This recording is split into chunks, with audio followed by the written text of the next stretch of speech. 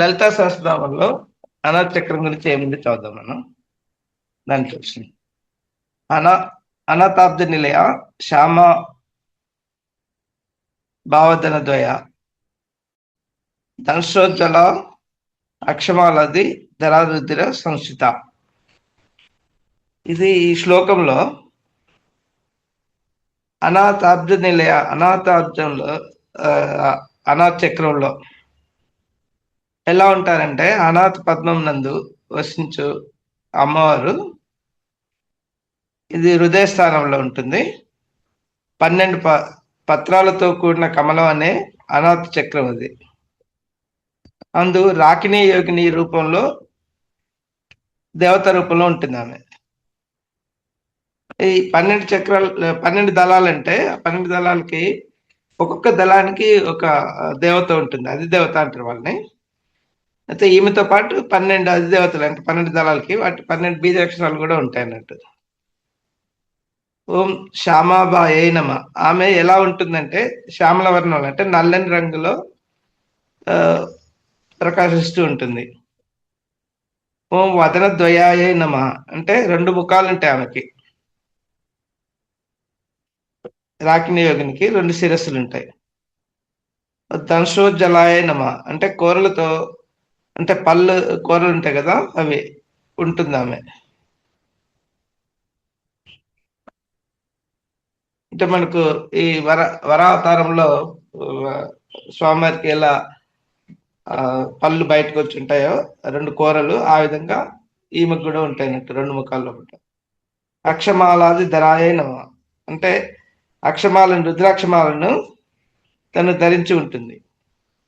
రుద్ర సంస్థాయ నమ అంటే మన శరీరంలోని రక్తధాతువుకి ఆమె దేవత. కాలరాత్యాది శక్తాసు ఋతాస్నిగ్ధ ధనప్రియ మహావీరేంద్ర వరద రాకిన్యాంబ స్వరూపిణి. ఇంట్లో ఏం చెప్తున్నారు లలితలో ఒకట కాలరాత్రి శక్తాసు వృతాయే నమ అంటే కాలరాత్రి శక్తి మొదలుకొని 12 మంది శక్తి దేవతలచే ఆవరింపబడి ఉండు తల్లి అంటే మన 12 దళ పద్మాలు అన్నాం కదా. ఆమె కాలరాత్రి శక్తితో ఉండి అంటే ఆ 12 మంది ఒక వాళ్ళకు కూడా అన్ని పేర్లు ఉన్నాయి. అందులో కాలరాత్రి అనేది ఒక మొదటి నేము. అలా ఆ విధంగా 12 మంది అధిదేవతతో ఆమె ఉంటుంది అన్నట్టు. అనాథ పద్మానికి ఉండు 12 దళాలకు ఒక్కొక్క దేవత చొప్పున 12 మంది శక్తి దేవతలచే జగన్మాత పర్యవేక్షించబడి ఉంటుంది అన్నట్టు. సిగ్నాదన ప్రియాయ నమ అంటే నేతితో కూడిన ఆమెకి ఏదంటే నేతితో కూడిన అన్నాన్ని మనం ప్రసాదంగా పెడితే ఆమెకి ప్రీతి అన్నట్టు. ఓ మహావీరేంద్ర వరదాయ నమ అంటే వీర సాధకులకి అంటే ఉపాసన ఎవరైతే చేస్తారో దైవ ఉపాసన వాళ్ళు చేసే వాళ్ళకి వరాలను ప్రసాదిస్తుంది. రాకిన్యాంబ స్వరూపిణ్యమే ఆమె ఏ రూపంలో ఉంటుందంటే అనాథ చక్రాది దేవత అధిష్టాన దేవత అయిన రాకిని యోగిని రూపంలో ఉన్న తల్లి అన్నట్టు.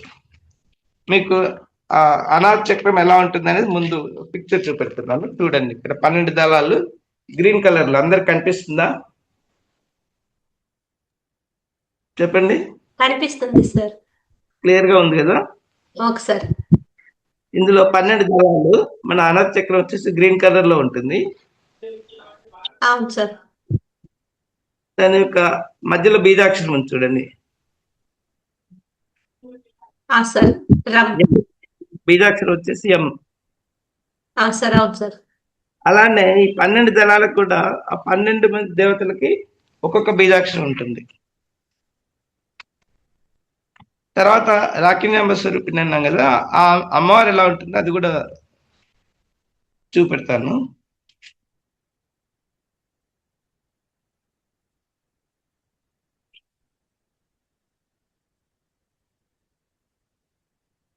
ఇక్కడ ఈ పిక్చర్ బ్లాక్ అండ్ వైట్ లో ఉంది. ఇందులో చూడండి, ఇక్కడ కనిపిస్తుందా 2 ముఖాలతో కొంచెం బ్లాక్ సార్. ఇంకొంచెం ఇటువైపు జరిపితే కనిపిస్తుంది సార్. ఓకే కనిపిస్తుంది సార్ ఇప్పుడు. అందులో మనకు ఏదైతే వర్ణించారో 2 ముఖాలు ఉంటాయని, రుద్రాక్ష మాలతో సార్. ఉంటుంది. ఈ పిక్చర్ నేను అంటే కలర్ లో ప్రింట్ చేయలేదు. అంటే నెక్స్ట్ యాక్చువల్ బుక్ లో కలర్ ప్రింట్ లో వస్తుంది. Okay sir. తర్వాత 12 దళాలు మధ్యలో ఎమ్ హిందీలో రాసింది కనిపిస్తుంది. చూడండి. సార్ అవును సార్. ఒక్కొక్క దళానికి ఒక్కొక్క బీజాక్షరం. అంటే 12 మంది అధిదేవతలు ఉన్నారు కదా, ఆ వాళ్ళకి ఒక్కొక్క బీజాక్షరం అన్నట్టు. ఏం బీజాక్షరాలు ఉన్నాయి అనేది. ఇప్పుడు మీకు అక్కడ స్టార్ట్ అయ్యేది కాక్క గగ్గ, కాక్క తర్వాత ఇంగా అని వస్తుంది కదా అది. తర్వాత చాచ జాజా ఇది అని వస్తుంది. టాటా డాడా. ఈ మనకు తెలుగులో ఉండే బీజాక్షరాలు ఉంటాయి కదా, ఆ బీజాక్షరాల్లో కాక నుంచి ఇలా ఒక 5 పైన అంటే మన కాక గగ్గ ఇంకా అని చాచా జజ ఇని ఇలా 5 అంటే మీరు తెలుగు కానీ హిందీ కానీ మీరు కనుక బీజాక్షరాలు గుర్తు చేసుకుంటే వస్తుంది. ఒక టాటా అంటే ఒక్కొక్క అమ్మవారికి ఒక్కొక్క అక్షరం అన్నట్టు, అది బీజాక్షరం. దాంట్లో మనం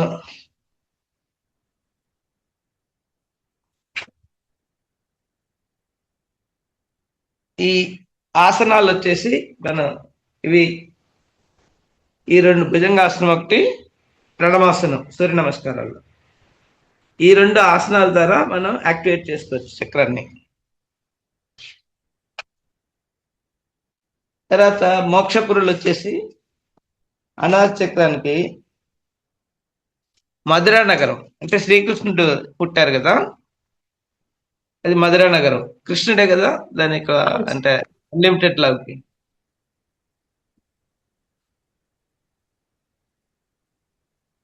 తర్వాత ముద్రల్లో మనకి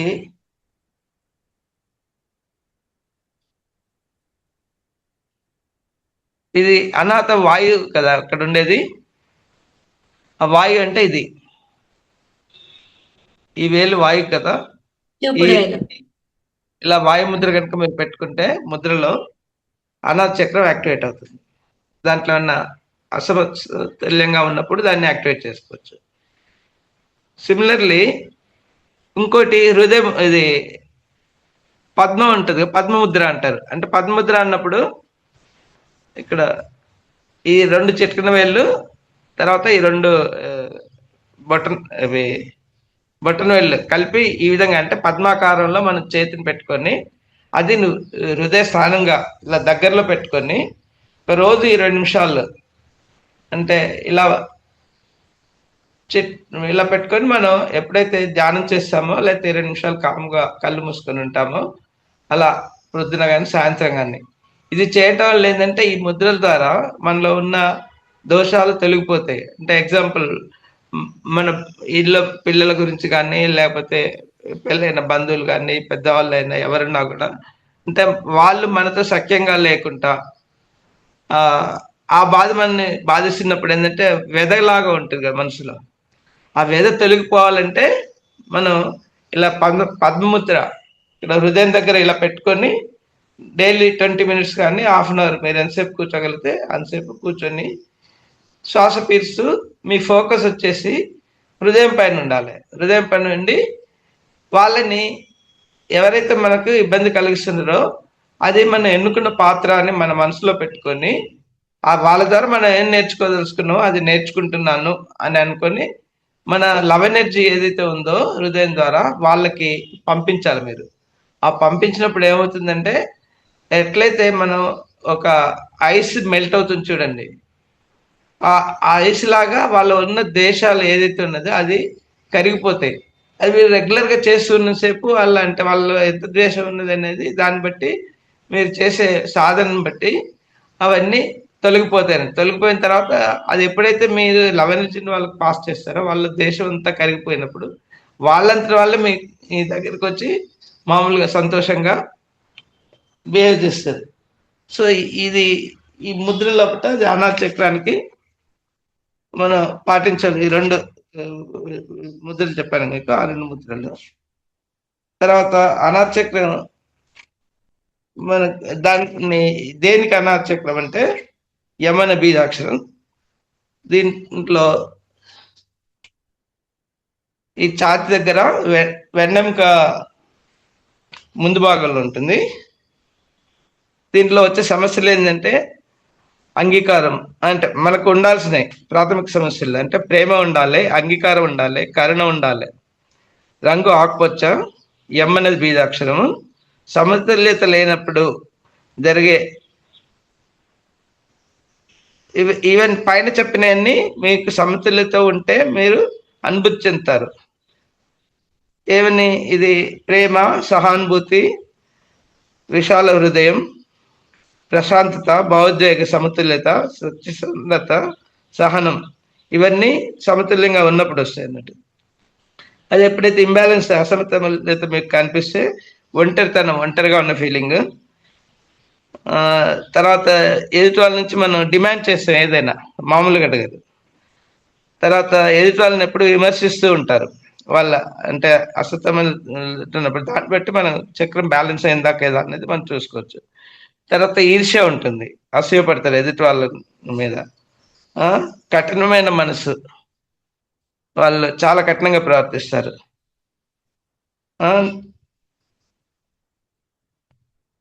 గుండె మరియు ఊపిరితిత్తుల సమస్యలు, అలర్జీస్ రావటం. తర్వాత శ్వాస సంబంధమైన సమస్యలు ఏంటంటే ఈవెన్ టీబీ కూడా సీరియస్ కేసు అయితే టీబీ వస్తుంది. మామూలుగా అయితే ఈ జలుబు ఇలాంటి సమస్యలు కూడా ఎలర్జీస్ అంటే గుండెకి సంబంధించిన విన్ పైప్ అనేది క్లారిటీ అంటే మీకు ఇన్ఫెక్షన్స్ ఉంటాయి, ఊపిరితిత్తులో ఇన్ఫెక్షన్స్, శ్వాస పీల్చుకున్నప్పుడు ఇబ్బందులు ఉంటాయి. తర్వాత గుండె సమస్యలు అంటే కార్డియాక్ బ్లాకేజెస్, అంటే మీ ఆ సివియారిటీని బట్టి. తర్వాత హై బీపీ, లో బీపీ, ఇలాంటి సమస్యలన్నీ అనాథచక్రం వల్ల జరిగేటేనంట. అనాథచక్రం సామాజిక గుర్తింపు, దీని యొక్క ఇంపార్టెన్స్ ఏంటంటే మన దృష్టి, అంటే మనం చూసే పద్ధతి. తర్వాత యాక్సెప్టెన్స్, స్వీకారం, ఈ రెండు ఉండాలి అనాథచక్రము యొక్క దాని ఇంపార్టెన్స్. అనాథచక్రం హృదయ అంటే హార్ట్ క్యావిటీ పరిసర ప్రాంతంలో 2 వక్షస్థలాల మధ్యలో ఉంటుంది. ఇది వాయుతత్వం, ఎలిమెంట్ వచ్చేసి వాయుతత్వం. ఈ వాయుకి ఎవరిని మనం వాయువు ఉన్నప్పుడు వాయు యొక్క వాయుపుత్రుడు ఎవరు? హనుమంతుడు. మనం ధ్యానం చేసేప్పుడు హనుమంతుడిని ఇన్వైట్ చేసి మనం ధ్యానం చేసామనుకోండి, అప్పుడు హనుమంతుడు మామూలుగా ఏంటంటే కోతి కదా, బేసికల్లీ కోతి ఎలా ఉంటుంది, మీకు ఎక్కడ స్థిమితంగా ఉండదు, ఉన్న జంతువులు ఏదైనా అదొకటే స్థిమితంగా ఉండకుంటే ఎప్పుడు అన్ని కుప్పిగంతులు వేస్తే అది ఇటు తిరుగుతుంటుంది. మన మనసు కూడా అలానే ఒక దగ్గర స్థిమితంగా ఉండకుండా తిరుగుతూ ఉంటుంది. సో అదే కోతికి మీరు కళ్ళు తాగించారనుకోండి, అది ఇంకా ఎలా విచ్చలుడిగా తిరుగుతుంది. ప్లస్ దాని తేలు కూడా కుట్టింది అనుకోండి, అంటే కోతికి అంటే దాన్ని మనం భరించలేము. దానికి కళ్ళు తాగి తేలు కుట్టినప్పుడు ఎలా ఉంటుందో మన మనసు కూడా అలా వికృత రూపం దాస్తుంది అన్నట్టు. సో దాన్ని మనం కంట్రోల్ చేయాలంటే కోతికి ఇతనే కదా వాయుపుత్రుడు, హనుమంతుడు కదా. కాబట్టి హనుమంతుని మనం ఇన్వైట్ చేస్తూ ఆయన యొక్క శక్తితో అనుసంధానం చెందుతూ మనం ధ్యానం చేసామనుకోండి, అప్పుడు మనసు ఆటోమేటిక్గా ఆయన ఎలా స్థిమితంగా ఉండి అష్టసిద్ధులు, నవనిధులు అన్నిటికీ కూడా ఆయన ప్రతిరూపంగా నిలిచాడో ఆ విధంగా అతనికి కూడా ధ్యానం ద్వారానే అది వస్తుంది. ఎవరంటే శివుడు అతనికి నేర్పుతాడు ధ్యానం. ఎందుకంటే ఎప్పుడు అయితే ఋషుల వల్ల శాపం అంటే ఫస్ట్ అతనికి ఎనర్జీస్ అంటే అన్ని అదుపులో పెట్టలేనంత ఎనర్జీస్ ఉండేది. ఉన్నప్పుడు ఎప్పుడైతే ఈ ఋషులు తపస్సు చేసుకున్నప్పుడు వాళ్ళని కూడా, తపస్సులో ఉన్న వాళ్ళని కూడా డిస్టర్బ్ చేసి అలా చేసేవాడు అన్నట్టు. ఆ చేసినప్పుడు ఒక ఋషి ఆయన్ని శపిస్తారు, నీ ఏదైతే ఈ శక్తులు నీ దగ్గర ఉన్నాయో దాన్ని నువ్వు అదుపులో పెట్టుకోకుండా విచ్చలవిడితనంగా చేస్తున్నావు కాబట్టి నేను నీకు శపిస్తున్నాను, నీ శక్తులు నీకు పనికి రాకుండా పోతాయి. ఎప్పుడైతే నిన్ను వేరే వాళ్ళు నీ శక్తుల్ని గుర్తు చేసినప్పుడు అప్పుడే నీకు అవి పనిలోకి వస్తాయని చెప్పంటే, ఇంకా అప్పుడు ఆ స్థితిలో ఉన్నప్పుడు ఏం చేస్తారంటే ఇక శివుడిని ప్రార్థన చేస్తూ నాకు ఇలా జరిగిందని చెప్పని క్షమాపణ కోరుకుంటే అప్పుడు శివుడు ఏం చేస్తాడంటే తనకి మళ్ళీ సాధన ద్వారా ఆ, ఇదేదైతే మనం చేస్తున్నాం కదా ఆ విధంగా అతనితో చేస్తాడు అన్నట్టు, అన్ని చేయించి అప్పుడు మళ్ళీ శక్తులు తనకి మళ్ళీ వచ్చేట్టుగా చేస్తాడు అన్నట్టు. అనాథ చక్రం. ఈ చక్రం ప్రేమ, కరుణ, హృదయ స్పర్శకు కేంద్ర బిందువు. మన మనస్సు, శరీరం, పురుష స్త్రీ వ్యక్తిత్వం, నెజ్జు, అహంకారం, ఏకత్వం వంటి మనో వ్యక్తిత్వంలోని విరుద్ధ ధృవాలను సమన్వయం చేసే శక్తి ఈ చక్రంలో ఉంటుంది. అనాథ చక్రం సక్రియమైతే అంటే బాగా పనిచేస్తుంది అనుకోండి, అంటే డీప్ లవ్ సక్రియమైనప్పుడు.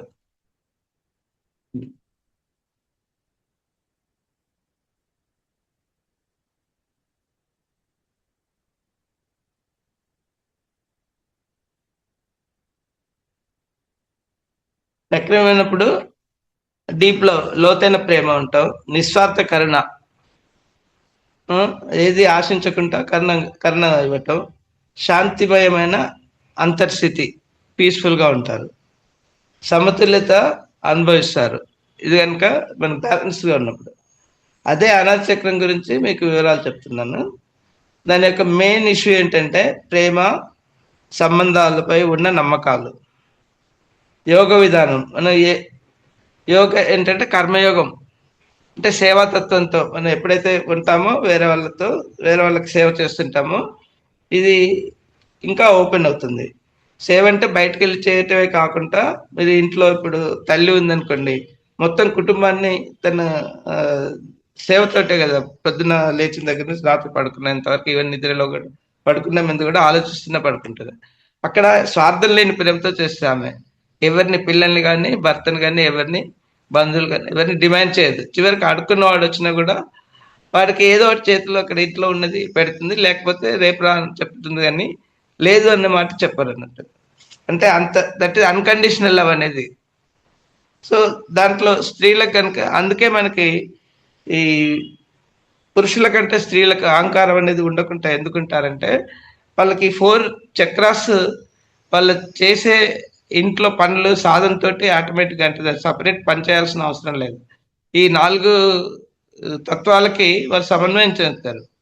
అంటే భూతత్వం ఫస్ట్. భూతత్వం అంటే మనకి ఇప్పుడు అంటే మనకి టైల్స్ అవన్నీ వచ్చాయి. పాత రోజుల్లో ఏంటంటే పిరమిడ్ స్ట్రక్చర్ లో ఇల్లుండి ఆ కింద భూమి ఈ మనం గోమయంతో అలికి అలా ఉంచుకునే వాళ్ళు. అప్పుడు ఏం చేసే వాళ్ళు అంటే, వాళ్ళు 4:30 లేచి పని చేసినా కూడా అలసట చెందినప్పుడు అలానే భూమి మీద పడుకునే వాళ్ళు. అంటే వేరే చేపలు అవన్నీ వేసుకోకుండా. అప్పుడు ఏమవుతుందంటే మన ఈ మూలాధార చక్రం యాక్టివేట్ అవుతుంది. ఇంకోటి ఏంటంటే మొక్కలతోటి పనిచేసేవారు. ఇంట్లో ఏంటంటే మొక్కలు పెంచుకోవటం, అది గ్రౌండింగ్ అవుతారంట. ఆ గ్రౌండింగ్ అయినప్పుడు ఏంటంటే ఆ అహంకారం అనేది నశించి వాళ్ళు ఎప్పుడు భూమిలో స్థిరంగా భూమితో అనుసంధానం చేయాలి, ఆ దోషాలన్నీ పోతాయి అన్నట్టు. అలానే ఇంట్లో పనులు చేయటంలో నీటితో అనుసంధానం చేస్తారు. దానివల్ల ఏంటంటే మనకు ఎమోషన్స్ అనేది కంట్రోల్ అవుతాయి. ఇది మన స్వాధిష్టాన చక్రం. అగ్ని అంటే వంట వండుతారు, అందరికి పిల్లలకి పెట్టారు. ఈ ప్రాసెస్ లో ఏంటంటే వాళ్ళకి ఆ ఆరోగ్యం, మనకి డైజెషన్ సిస్టమ్ సంబంధం అనేది రాదు, ప్రాబ్లమ్స్ రావు. ఈ మన స్వాధిష్టాన చక్రంలో ఏంటంటే జెనెటికల్ ప్రాబ్లమ్స్ కూడా ఉండవు. అంటే దాంట్లో అనుసంధానం చేసే వాళ్ళ సంగతి చెప్తున్నాను. ఎవరైతే చేయలేదనుకున్న ఇంట్లో చెప్పులు వేసుకుని తిరగటము, ఆ తర్వాత నీటి సంబంధించిన ఇంట్లో పనులు చేయకపోవటము, ఈ విధంగా ఉండే వాళ్ళ గురించి కాదు ఇప్పుడు, అలా చేసిన వాళ్ళ గురించి. అందుకే వాళ్ళు 80 సంవత్సరాలు ఆ పైన కూడా ఆరోగ్యంగా ఉండాలంటే కారణం ఏంటంటే ఈ 4 చక్రాలతో వాళ్ళు సంబంధం, అంటే ప్రకృతితో మమేకమే వాళ్ళు. అంటే నీటితో మమేకమే వాళ్ళు, పంచభూతాల్లో ఒకటి. ఆ తర్వాత అగ్నితో మమేకమే వాళ్ళు. దానివల్ల వాళ్ళకి ఈ నీటితో మమేకం కావటం వల్ల ఏంటంటే నా గుర్తింపు కావాలనే భావన ఉండదు వాళ్ళకి, పని చేస్తూనే ఉంటారు, ఎవరితో అయినా చేసి చెప్పటం అనేది. ఇంకోటి అగ్నితో సంబంధం చేసినప్పుడు అంటే వాళ్ళకి డైజెషన్ సిస్టమ్ యాక్టివ్గా ఉంటుంది వాళ్ళకి. అంటే జెనెటికల్ సిస్టమ్స్ కానీ, మూలాధార కాళ్ళ నొప్పులు ఇలాంటివి కానీ, ఆ తర్వాత ఈ వీటి గురించి ఇది డైజెషన్ సిస్టమ్ ప్రాబ్లమ్స్ కానీ ఇవన్నీ వాళ్ళకు ఉండేది కాదు. ప్లస్ హృదయ సంబంధమైన హార్ట్ అటాక్స్ అనేది వాళ్ళకు ఉండేది కాదు అప్పట్లో. ఎందుకంటే ఈ ఇవన్నీ పని చేస్తున్నప్పుడు మొక్కలతో కూడా వాళ్ళు వర్క్ చేసినప్పుడు ఏంటంటే మీకు మన శరీరానికి కావాల్సింది ఏంటి ఆక్సిజన్ కదా. ఆ ప్రాణశక్తిని రెగ్యులర్గా యాక్టివేట్ అవుతుంది. సో ఈ 4 చక్రాలు అనుసంధానం చెందుతారు కాబట్టి వాళ్ళకు ఈ మనకి ఏదైతే ఈ ధ్యానం అనేది ఇప్పుడు ఎగ్జాంపుల్ ఏంటంటే పిఎంసీలో మీకు 80% లేడీస్ ఉంటారు, నాట్ ఈవెన్ 10 to 20% కూడా జెంట్స్ ఉంటారు. కారణం ఏంటంటే వాళ్ళు ఈ 4 చక్రాలతో అనుసంధానం చెందుతారు. చెందడం వల్ల ఆటోమేటిక్గా వాళ్ళు బ్యాలెన్స్డ్గా ఉంటాయి. ఆ చక్రాలు బ్యాలెన్స్ ఉన్నప్పుడు ఈర్ష్య అసూయ ద్వేషం అనేది వాళ్ళు వదులుకున్నప్పుడు అన్కండిషనల్ లవ్ అన్నట్టు. అన్కండిషనల్ లవ్ ఉన్నప్పుడు ఆ ప్రేమతత్వం అనేది ఎగ్జాంపుల్. దీన్నే భాగవతంలో మనం ఆ కాళీయమర్దనంలో ఒక ఘట్టము అక్కడ ఏం చేస్తారంటే కాళీయుడు అనేవాడు తన కుటుంబంతో వచ్చి ఈ యమునా నదిలో తను ఇది నివసిస్తాడు. దానివల్ల ఏమవుతుంది, యమునా నది మొత్తం విషతుల్యం అయిపోతుంది. అవి అక్కడ ఆ మధురా నగరంలో ఎవరైతే ఉంటారో ఈ గోపాలకులు తర్వాత ఆవులు వీళ్ళన్నిటికీ ఆ విషతుల్యమైన నీటి వల్ల సమస్యలు వస్తాయి అన్నట్టు. సమస్యలు వాళ్ళు కృష్ణుడిని వేడుకుంటారు. వేడుకున్నప్పుడు ఏం చేస్తారు, కృష్ణుడు వెళ్ళి కాళీని చెప్తాడు. చెప్పినప్పుడు వినడు. వినకుంటే అప్పుడు ఏం చేస్తాడంటే తను ఇంకా కాళీని తలపైన దూకి వాడు మదిస్తాడన్నట్టు. మదించిన తర్వాత అప్పుడు లొంగిపోతాడట్టు కాళీయుడు యొక్క భార్యలు వచ్చేసి రిక్వెస్ట్ చేస్తారు ఆయన చంపకండి అని చెప్పని. చంపుకొని మామూలు ఫ్యామిలీని మమ్మల్ని మీరే చూడండి కరుణించండి అని వాళ్ళు వేడుకున్నప్పుడు అప్పుడు ఏం చేస్తారంటే కృష్ణుడు అతనికి అంటే ఈ సరెండర్ అవుతారు కృష్ణుడికి. ఎప్పుడైతే సరెండర్ అయినప్పుడు మీలో అహం అనేది నశిస్తుంది. అంతకుముందు అహంకారంతో ఉండేవాడు కదా కాళీయుడు. ఇంకా అది నశించిన తర్వాత ఎప్పుడైతే సరెండర్ అవుతుందో అతనికి చంపకుండా ఇక్కడి నుంచి వెళ్ళిపోంటారు. వెళ్ళిపోయినప్పుడు ఆ గరుత్మంతుడు నన్ను చూస్తే చంపేస్తాడు కదా అంటే, లేదు నా కాలి ముద్రలు నీ తలపైన ఉన్నాయి కాబట్టి నేనేమనంటే అక్కడి నుంచి వేరే చోటుకు వెళ్ళిపోతానంటే. అంటే ఇక్కడ కాళీయుడి భార్యలు అంటే అక్కడ మనం అర్థం చేసుకోవాల్సి అంటే ఈర్ష్య అసూయ ద్వేషము ఈ మూడు ఎప్పుడైతే అది మనకి భాగవతంలో కథ రూపంలో చెప్పారు. కానీ ఈర్ష్య అసూయ ద్వేషం ఏదైతే ఉన్నదో అది మనలో నుండి ఎప్పుడైతే తొలగిపోతాయో అంటే అక్కడి నుంచి మనని పంపించేస్తారు కదా కృష్ణుడు. ఆ విధంగా మనలో తొలగిపోయినప్పుడు ఈ అన్కండిషనల్ లవ్ అనేది డెవలప్ అవుతుంది. సో ఆ కండిషన్కి వచ్చిన వాళ్ళు ఎప్పుడు కూడా కృష్ణతత్వం అన్నట్టు. కృష్ణతత్వంలో ఉన్నప్పుడు మీకు ఆటోమేటిక్గా యాక్సెప్టెన్స్ ఉంటుంది, అహంకారం ఉండదు, తర్వాత ఈ అసూయ ద్వేషం ఉండదు. దానివల్ల ఏమవుతుంది, మీరు విత్ ఓపెన్ హార్ట్ దీంట్లో ఆల్రెడీ సేవతత్వం అన్నారు కదా, మీరు ఎవరికి సేవ చేసినా కూడా ఏది ఆశించకుండా సేవ చేస్తారు. సేవ చేసినప్పుడు ఏంటంటే దీనివల్ల యాక్చువల్లీ మనకు ఈ మామూలు ధ్యానం ద్వారా మీకు ఓన్లీ 70% ఆఫ్ ది కర్మలే తొలగిపోతాయి. ఇంకా 30% ఉంటాయి మీకు. ఆ 30% కర్మలు తొలగాలంటే ఈ సేవతత్వం ద్వారా అంటే పత్రిజీ గారు చెప్తారు కదా, తన్ మన్ ధన్ అంటే మీరు ఫిజికల్గా సేవ చేయడం. సేవ అంటే మనుషులకే కాదు, గోవులకు పక్షులకు చుట్టుపక్కల. ఇప్పుడు పక్క ఎండకాలం ఉందనుకోండి, వాటికి బయట మీరు నీరు పెట్టారంటే దాంట్లో ఒక కప్పులో కానీ అలాంటి దాంట్లో పెట్టినప్పుడు పక్షులు వచ్చి తాగుతాయి. పాత్రలో పెట్టారనుకోండి అది కూడా సేవనే. పక్షులకు మనం ఈ తినే గింజలు అలాంటివి వేసినప్పుడు కూడా వాటిల్లో కూడా దోషాలు తొలగిపోతాయి.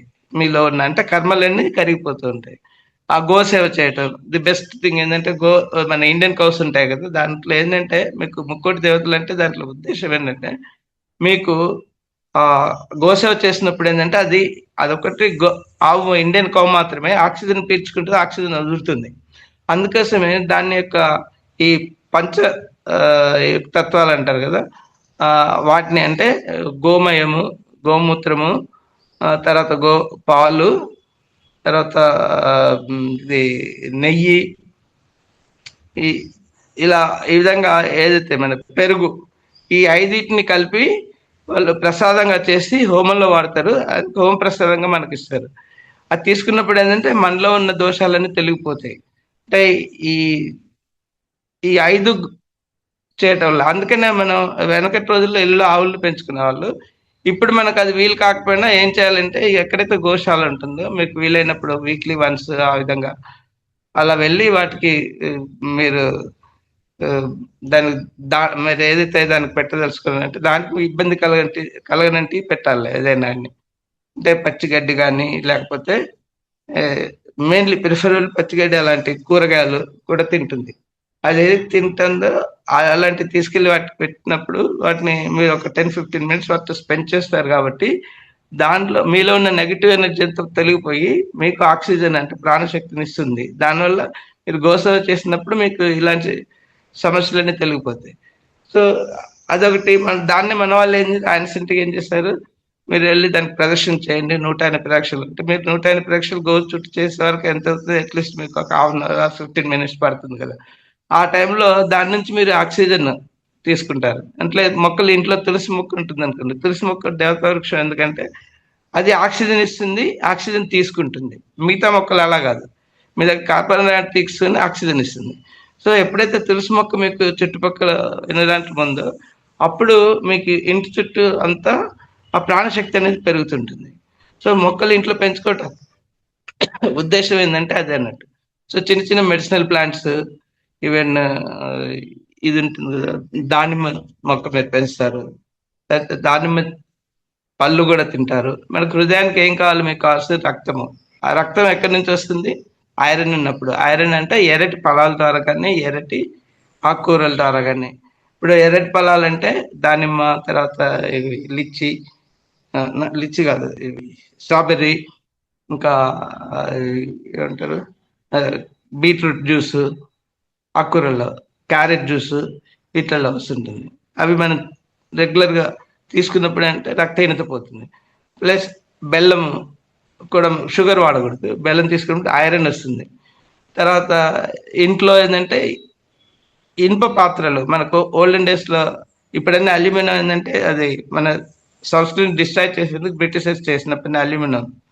సో ఇక్కడ మీరు ఏంటంటే ఐరన్ తీసుకున్నప్పుడు ఏంటంటే తవాయి ఉంటుంది కదా, మన రొట్టెలు కాల్చుకునేది, అది ఐరన్ దే మన ఇళ్ళలో అంత ముందు నాన్ స్టికింగ్ కాకుండా దోశలు చేసుకునేది అంతే. ఆ నాన్ స్టికింగ్ వాడకూడదు, దాంట్లో టెఫ్లాన్ అది కూడా మీకు కరగదు, లోపల డిపాజిట్ గా అయిపోయి లివర్ ప్రాబ్లమ్స్ వస్తుంటాయి. సో ప్లస్ ఈ బాడీ ఉంటుంది కదా మనం ఇంట్లో ఏదైనా వేపులు చేసుకునేందుకు, అది కూడా ఇనుమే వాడేవాళ్ళు. దీని వల్ల ఏంటంటే ఆహారంలో ఆ ఇనుము కలిసి మనకు శరీరంలో కావలసిన ఐరన్ డెఫిషియన్సీ లేకుండా. ప్లస్ ఇక్కడ గ్రీన్ చెక్, ఇది అనాచకం గ్రీన్ కలర్ లో ఉంటుంది. ఆ గ్రీన్ కలర్ లో ఉండేది ఏంటంటే దానివల్ల మీకు గ్రీన్ కలర్ ఉండే వెజిటేబుల్స్, ఫ్రూట్స్ అంటే ఆకుకూరలు, లేకపోతే ఈ అవకాడో ఇలాంటి ఫ్రూట్స్ కూడా ఉంటాయి కదా ఆకుపచ్చ రంగులో, అవన్నీ తీసుకున్నప్పుడు కూడా దాని ద్వారా కూడా మీకు ఐరన్ ఎక్కువగా ఉండి అవి సీజనల్ ఫ్రూట్స్ కానీ ఏదైనా మనకు ఎప్పుడైతే ఏ సీజన్లో వస్తుందో ఆ సీజన్కి సంబంధించిన ఫ్రూట్స్ మనం తినాలి అన్ని ఎప్పుడు కానీ అట్లా.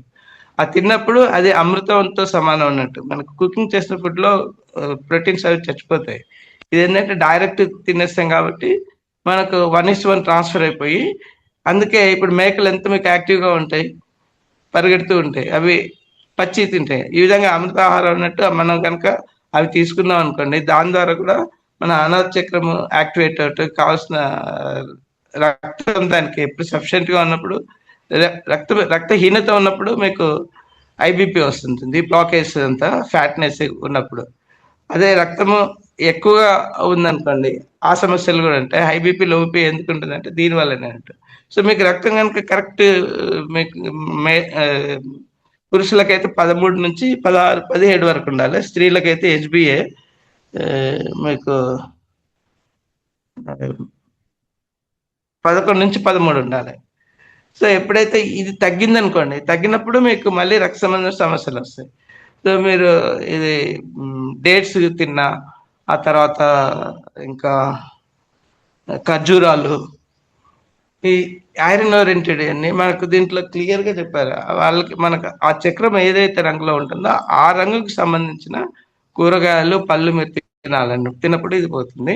తర్వాత మన ఈ తత్వంలో ఏంటంటే ఇందాక మనం డిస్కస్ చేసుకున్నట్టుగా ఈర్ష్యాస్య దేశాలు లేకుండా ఓపెన్నెస్ ఉండాలంటే, దాన్ని చేయాలంటే మనం యాక్టివేట్ చేయాలనుకున్నప్పుడు ఇలా ఈ చక్రాలు పద్మ ఇది పద్మ ముద్ర ఒకటి, తర్వాత వాయుముద్ర ఒకటి, ఈ రెండుతో మనం చేసుకోవటం. తర్వాత మీరు ఆకుప్రెజర్ చేయాలనుకున్నప్పుడు ఇక్కడ హృదయ స్థానం ఉంటుంది. ఇది ఇక్కడ మీరు ఏదైనా ఇలా పెట్టి నొక్కుతూ ఉండాలి 10-15 నిమిషాలు వరుసగా. నొక్కినప్పుడు మీకు ఒకళ్ళు నొప్పి అనేది ఉంటే అది ఇండికేట్స్ ఏంటంటే మీకు అక్కడ బ్లాకేజ్ ఉన్నట్టు. నొప్పి లేకపోతే ఏం లేదు. సో ఒకవేళ అలా నొప్పి అలాంటి బ్లాకేజ్ ఉన్నప్పుడు మీరు దీన్ని ఇలా ప్రెస్ చేసుకోవటం, లేకపోతే ఇక్కడ మన ఒక పెసర గింజ పైన పెట్టేసి పైన టేప్ వేసారనుకోండి, ఒక 20 నిమిషాలు 30 మినిట్స్, లేకపోతే రాత్రి పడుకునే ముందు ఇలా చేసేస్తే ఆటోమేటిక్ కూడా ఆ బ్లాకేజ్ అన్ని మీకు పోతాయి. ఆకుప్రెజర్లో కలర్ థెరపీ అన్నప్పుడు గ్రీన్ కలర్, ఆ గ్రీన్ కలర్ ఉన్న ఆహారం మనం తీసుకోవటం. తర్వాత గ్రీన్ కలర్ లో ఇంకోటి ఏంటంటే ఇంట్లో కర్టెన్స్, హాస్పిటల్స్ లో మీకు ఎక్కువ గ్రీన్ కలర్స్ బెడ్స్ అవన్నీ వాడతారు. కారణం ఏంటంటే ఈ అనాథ చక్రం యాక్టివేట్ చేస్తుంది. తర్వాత ఇక్కడ ఏదైతే ఆకుప్రెజర్ పాయింట్ ఉందో ఆ పాయింట్ లో మనం గ్రీన్ కలర్ స్కెచ్ పెన్ తీసుకొని దాన్ని పెయింట్ చేసేసి ఒక 4-5 అవర్స్ ఉంచేసి క్లీన్ చేసుకోవటం. ఏ విధంగానైనా మీరు ఆ గ్రీన్ అనేది వచ్చేట్టుగా కలర్ థెరపీలో కానీ, లేకపోతే పుష్పాల్లో కానీ గ్రీన్ కలర్ పువ్వులు ఉంటాయి కదా, లేకపోతే ఆకులు ఉన్నప్పుడు మనకు ఈ చిగురు ఉంటుంది కదా, దాన్ని మనకు అనాథ చక్రాన్ని యాక్టివేట్ చేస్తుంది కదా, దాని మీద చిగురు కూడా తినొచ్చు మనం. అలానే మీకు డయాబెటీస్ అలాంటివి ఉన్నాయనుకోండి, ఉన్నప్పుడు జామ చిగురు తినొచ్చు, అంటే మన ప్యాంక్రియాటిస్ యాక్టివేషన్ కోసం. నెక్స్ట్ మీకు ఇది ఏమంటారు, మన రావి, వేప, నేరేడు, ఇంకోటి ఇలాంటి ఈ ఆకులు మనం జ్యూస్ లాగా గ్రీన్ టీ లాగా చేసుకొని అది తాగినప్పుడు కూడా ఈ అనాచకు సంబంధించినవన్నీ యాక్టివేట్ అవుతాయి అన్నట్టు. మనకు డెఫిషియన్సీస్ అన్ని పోయి హార్ట్ ప్రాబ్లమ్స్ కానీ, ఎందుకంటే దీంట్లో మీకు విటమిన్ సి ఉంటుంది కాబట్టి విన్ పైప్ క్లియరెన్స్ అవుతాయి. మనం తినే దానిమ్మ కానీ, జామ కానీ, లేకపోతే ఈ నేరేడు తర్వాత ఇదో డీటాక్సిఫై చేయాలంటున్నాం, మనకు రావి, ఒక 2 ఆకులు రావి, తర్వాత ఒక 5 ఆకులు వేప తీసుకొని దాన్ని కషాయం లాగా చేసుకొని తాగాలి. ఒకవేళ మనకు దాంట్లో కొంచెం టేస్ట్ డిఫరెన్స్గా ఉందనుకుంటే తేనె కానీ బెల్లం కానీ వేసుకొని తాగొచ్చినట్టు. బెల్లం ఏంటంటే ఐరన్ మీకు ఇస్తుంది, తేనె వచ్చేసి మొత్తం దానికి కావాల్సిన శక్తిని ఇస్తుంది. సో ఈ ప్రాసెస్లో ఏంటంటే మీకు అనాథ చక్రాన్ని మీరు యాక్టివేట్ చేసుకొని మీకు హృదయ సంబంధమైన సమస్యలు కానీ, లేకపోతే ఈ మన ఏమంటారు వీటిని ఊపిరితిత్తుల సమస్యలు కానీ ఉన్నప్పుడు ఇవన్నీ తొలగించుకోవచ్చు. సో అనాథ చక్రం యొక్క ఇంకో విధానం ఇక్కడ యోగ విధానంలో ఇది కర్మయోగ. దీని ఇంద్రియం సెన్సరీ ఆర్గన్ ఏంటంటే అనుభూతి, ఫీలింగ్ ఎప్పుడు వస్తుంది, ఇది వాయుతత్వం కదా, వాయుతత్వం మనకు ఎప్పుడు ఫీల్ అవుతాం, వాయుని మనం చూడలేము, కానీ వాయువు మనకి ఈ శరీరానికి స్పర్శ ద్వారా తగలటం వల్ల ఇక్కడ వాయువు మనం ఫీల్ అవుతాం. సో అది ఈ skin is a main thing దానికి, జ్ఞానేంద్రియం. సో ఇంద్రియ కార్యం ఏంటంటే అనుభూతి, ఫీలింగ్. తత్వం వచ్చేసి వాయుతత్వము. నిద్రా విధానం ఎడమవైపు 5-6 గంటలు పడుకుంటారు. తర్వాత సంబంధిత గ్రంథి థైమస్ గ్లాండ్, సంబంధిత శరీర భాగాలు అంటే బాడీలో రక్త ప్రసరణ వ్యవస్థ, హృదయం అంటే ఛాతి ప్రాంత, ఊపిరితిత్తులు అంటే మీకు శ్వాస ప్లస్ ఇది రక్త ప్రసరణ, ఈ రెండు ఉంటేనే కదా మనిషి బ్రతికేది. ఫస్ట్ శ్వాస ఉండాలి, తర్వాత రక్త ప్రసరణ, ఈ రెండు ఉన్నప్పుడే మనిషి అనేది ఉంటారు, శివం అవుతారు, లేకపోతే శవం అయిపోతారు. సో ఈ రెండింటిని అంటే పరిపాలించేవారు అంటే స్థితికర్త ఎవరు, శ్రీ మహావిష్ణువు, దీనికి అధిదేవత.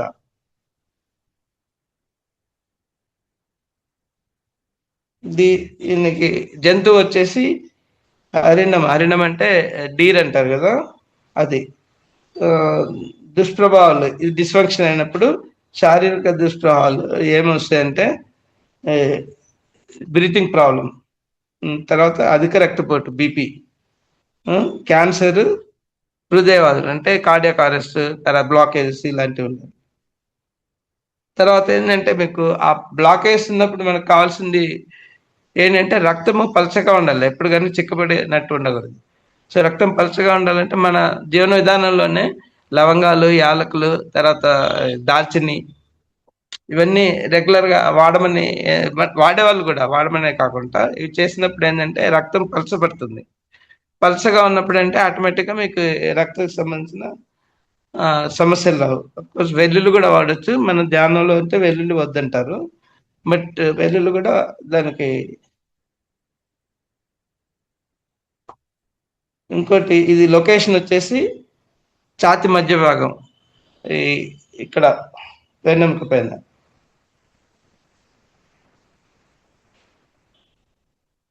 దుష్ప్రభావాలు చెప్పాను కదా, భావోద్వేగాలు అంటే ఎమోషన్స్, అంటే ద్రోహం వల్ల భయం, వేరే వాళ్ళకి మనం ద్రోహం చేసినప్పుడు దానికి సంబంధించిన భయం కలగటం.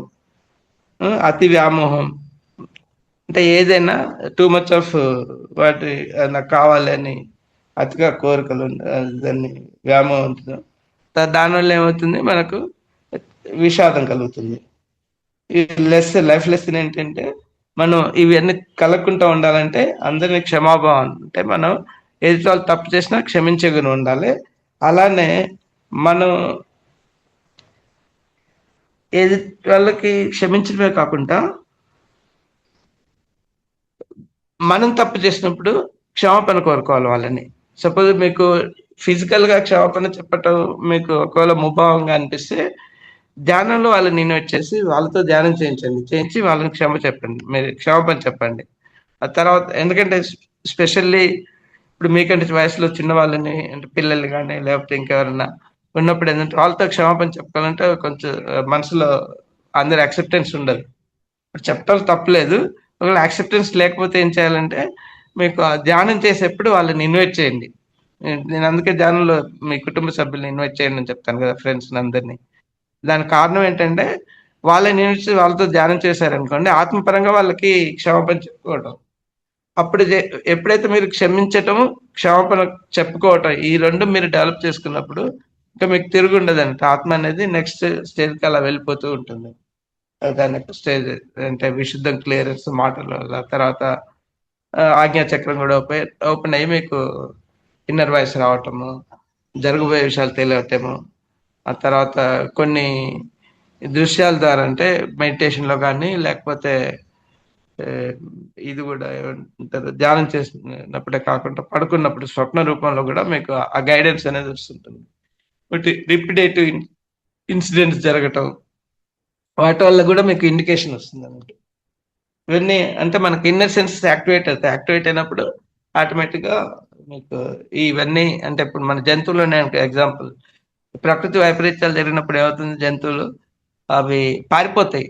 మీరు ఇంట్లో పెంచుకుని కట్టేసినే వదిలేసింది, మిగతా అన్ని అక్కడి నుంచి పారిపోతాయి. ఏ జంతువు కూడా చచ్చిపోదు ప్రకృతి వైపరీత్యం. అది ఏదైనా కావచ్చు, ప్రకృతి వైపరీత్యం మీకు సైక్లోన్ రావచ్చు, లేకపోతే భూకంపం రావచ్చు, ఇది అగ్ని సంబంధం ఏదైనా ప్రమాదం రాని ఒక్క జంతువు కూడా చనిపోదు. మామూలుగా వైల్డ్ అనిమల్స్ అవి సెన్స్ చేసి వెళ్ళిపోతాయి, ఎందుకంటే వాటి ఇంటర్నల్ సెన్స్ ఆర్గన్స్ పనిచేస్తాయి. మనం ఏంటంటే మన జీవన విధానంలో మెడిటేషన్ లాంటి చేయకపోవటం వల్ల, మనతో మనం ఉండకపోవటం వల్ల వేరే బయటి ప్రకృతిలో జరిగే వాటికి ఆ మాయకు లోన్ అయిపోయి మన టైం అంతా అలా వేస్ట్ చేసుకొని మనకు కావాల్సిన ఈ అంటే ఈర్ష, దేశాలు, దెన్ ఫైటింగ్ అంటే మీరు ఏదైతే చేస్తారో దాని వల్ల కూడా మీకు ఈ ఎనర్జీస్ ఫాల్ డౌన్ అవుతాయి. ఈర్ష, దేశం ఉన్నప్పుడు కూడా ఎనర్జీస్ ఫాల్ అయితే బ్లాకేజ్ ఏర్పడుతుంది. మీరు అదే గుర్తింపు కోసం ఫైట్ చేశారనుకోండి, అప్పుడు మీ ఎనర్జీస్ మణిపూర చక్రం నుంచి పడిపోతాయి. ఇంకా మీకు గర్వము అంటే మీకు ఎదుటి వాళ్ళని తిట్టడము, దూషించటము, తర్వాత వాళ్ళు మీద కామెంట్ చేయటము, ఆ కామెంట్ చేసి అక్కడ ఆపరు, దాన్ని తీసుకెళ్లి 10 మందికి చెప్పటము. దీనివల్ల కూడా మీ ఎనర్జీస్ ఈ స్వాధిష్టాన చక్రం పడిపోతుంది. స్వాధిష్టాన చక్రం ఎనర్జీస్ తర్వాత అక్కడ పడిపోయినప్పుడు ఏంటంటే మీకు ఆ సంబంధించిన వ్యాధులు, జెనెటికల్ ప్రాబ్లమ్స్, కిడ్నీ స్టోన్స్ ఇలాంటి రావటం. ఇదే ఇక్కడ మీకు డైజెస్టివ్ మణిపుర చక్రంలో వచ్చేది ఏంటంటే డైజెస్టివ్ సిస్టమ్ ప్రాబ్లమ్స్, తర్వాత ఇంటెస్టైన్ క్యాన్సర్, తర్వాత లివర్ క్యాన్సర్, లేరోసిస్, గాల్ బ్లాడర్ స్టోన్స్, ఏదైతే అవయవం ఉన్నదో ఆ అవయవాలన్నీ ఎఫెక్ట్ అవుతాయి అన్నట్టు. డైజెషన్ ప్రాబ్లమ్స్, అల్సర్స్ ఇవన్నీ రావడానికి కారణం ఏంటంటే మీ ఎనర్జీ లెవెల్స్ పడిపోవటం వల్ల. వాటిని ఎందుకంటే మన ప్రవర్తనలో మార్పులు చేసుకుంటూ ఆహార విధానంలో చేసుకున్నప్పుడు ఆ రెస్పెక్టివ్ ఆర్గన్స్ నుంచి మనం ఆ ప్రాబ్లమ్స్ బయటికి రావచ్చు. సో మనకు సెల్ఫ్ మానిటరింగ్ ఏంటంటే మనం ఫిజికల్ ఫైట్ చేస్తున్నామా, ఫిజికల్ ఫైట్ చేసే స్ట్రీట్ ఫైటర్స్ తర్వాత వాళ్ళంతా చేసుకుంటారు కదా, అంటే మూలాధార స్థితికి వెళ్ళిపోతారు. మీరు మూలాధార స్థితి అంటే మీకు 0 to 100 యూనిట్స్ ఉంటుంది.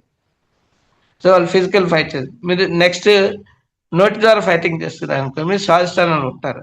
స్వాధిష్టానంలో అంటే 101 to 200. ఇంకా నెక్స్ట్ మీరు గుర్తింపు కోసం ఫైటింగ్ చేస్తున్నారు అనుకోండి, అప్పుడు ఫస్ట్ 300, 201 to 300లో ఉంటారు. ఈ మూడు ఏది చేయాలంటే పత్రిక గారు ఏం చెప్తారు, నో కామెంట్స్, తర్వాత no interference, next no judgement.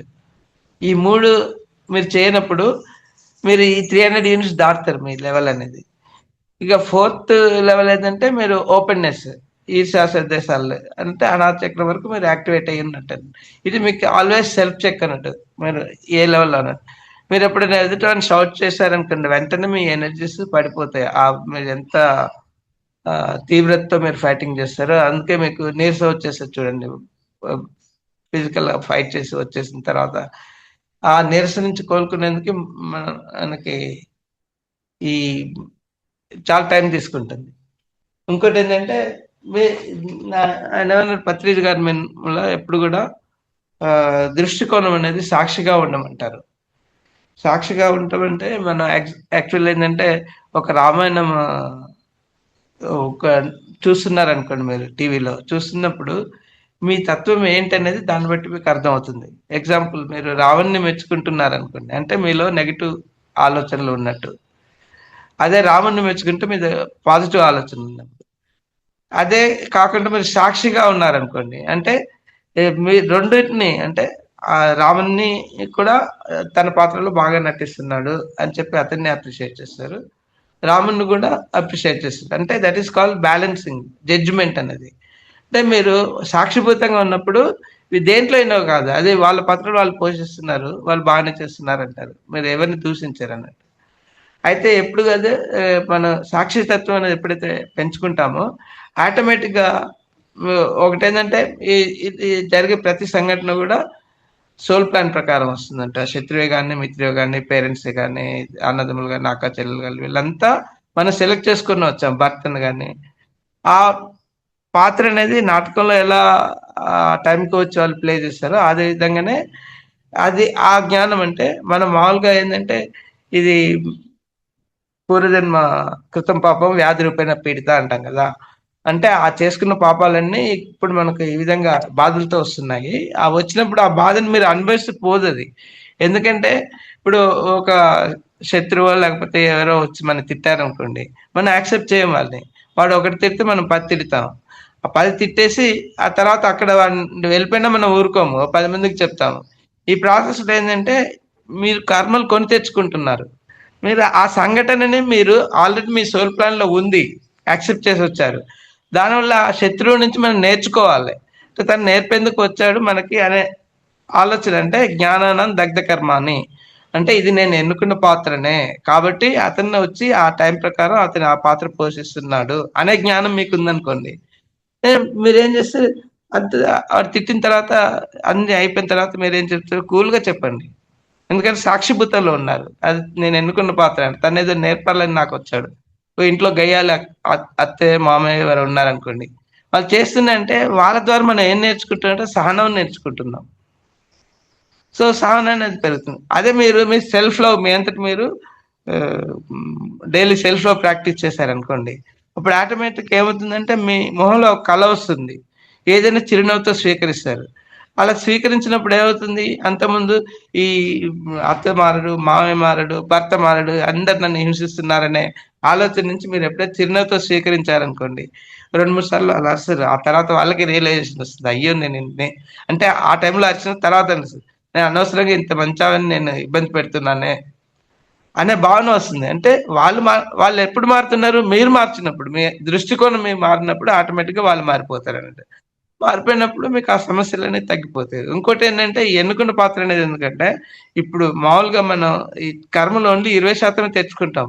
మనం యాక్చువల్గా 100% ఉంటాయి. ఎందుకంటే ఒక జంతు నుంచి మానవుడిగా మారినప్పుడు ఆ ఫస్ట్ 200 జన్మల్లో ఏదైతే ఉంటుందో అంటే మూలాధార స్వాధిష్టాన చక్రంలో మనం ఎదుటి వాళ్ళని జంతువులాగానే ప్రవర్తిస్తాం అన్నట్టు. ఎదుటి వాళ్ళని చంపేయటము మన స్వార్థం కోసం. అంటే ఇప్పుడు అంటే బోయేవాడు ఉన్నట్టు. బోయేవాడు అంటే మనకు రత్నాకరుడు ఉన్నాడు కదా, వాల్మీకి మహర్షి. అప్పటి వరకు అందరినీ తన స్వార్థం కోసం ఎదుటివాడిని చంపైనా లాక్కొని పెరుక్కొని ఇలా ఇప్పుడు కూడా ఉన్నారు స్ట్రీట్ ఫైటర్స్. తర్వాత వీళ్ళంతా ఏంటంటే వాళ్ళ ఆత్మస్థితి వచ్చేసి శైశవాత్మ అంటారు వాళ్ళని. అంటే 0 to 100 యూనిట్సే ఉంటాయి. వాళ్ళు ఆ స్థితిలో ఉన్నారు కాబట్టి వాళ్ళు ఆ పనులు చేసుకుంటారు. ఆ పనులు చేసి వాళ్ళు తప్పు చేసిన తర్వాత పోలీస్ స్టేషన్ పోలీసులతో పట్టుబడి జైల్లో పెట్టి వాడు శిక్షణ పొందిన తర్వాత అప్పుడు ఆ బాధతో అనుకుంటాడు ఏమని, నేను ఆ తప్పు చేశాను కాబట్టి ఇలాంటి బాధలు కావాల్సి వచ్చింది, ఇక ముందు ఎప్పుడు చేయను అనే ప్రవర్తనలో అంటే నేర్చుకుంటాడు. ఆ శిక్షణ ద్వారా నేర్చుకుని ఆ మార్పు అనేది వస్తుంది. కానీ వాడు ఆ స్థితిలో ఉన్నప్పుడు మనం ఇగ్నోరెన్స్ తోటి మనం అనుకుంటాం వీడు ఆ దుర్మార్గుడు చూడు వాడు అది వాడిని ఎదుటివాడిని చంపేశాడు, లేదు కొట్టాడు, తాగాడు, రోడ్డు మీద పడ్డాడు, లేకపోతే దొంగతనాలు చేసిపోయింది, అదేం బ్రతుకు, చీచి అని తిట్టడం ఇలాంటివి చేస్తున్నాం. చేయటం వల్ల ఏంటంటే మనలో ఉన్న ఎనర్జీస్ వాడికి ఇచ్చి వాడి కర్మలు మనం తీసుకుంటున్నాం. ఆ తీసుకోవటం వల్ల అంటే వాడి కర్మలు తీసుకుంటే వాడు ఏదైతే బాధలు పడాలో ఆ బాధలన్నీ మనకు వచ్చేస్తాయి. కానీ మనం ఏమనుకుంటాం, ఆ దుర్మార్గుడు బాగున్నాడు, మంచి వాళ్ళు మన ఇబ్బంది పడుతున్నాం అనుకుంటాం. యాక్చువల్లీ అక్కడ జరిగేది ఏంటంటే మీ ఎనర్జీని వాడికి డొనేట్ చేస్తున్నారు ఆ వాడిని తిట్టడం వల్ల. వాడికి పంపించి మీ మంచి ఎనర్జీస్ వాడి కర్మలని మనం తెచ్చుకుంటున్నాం.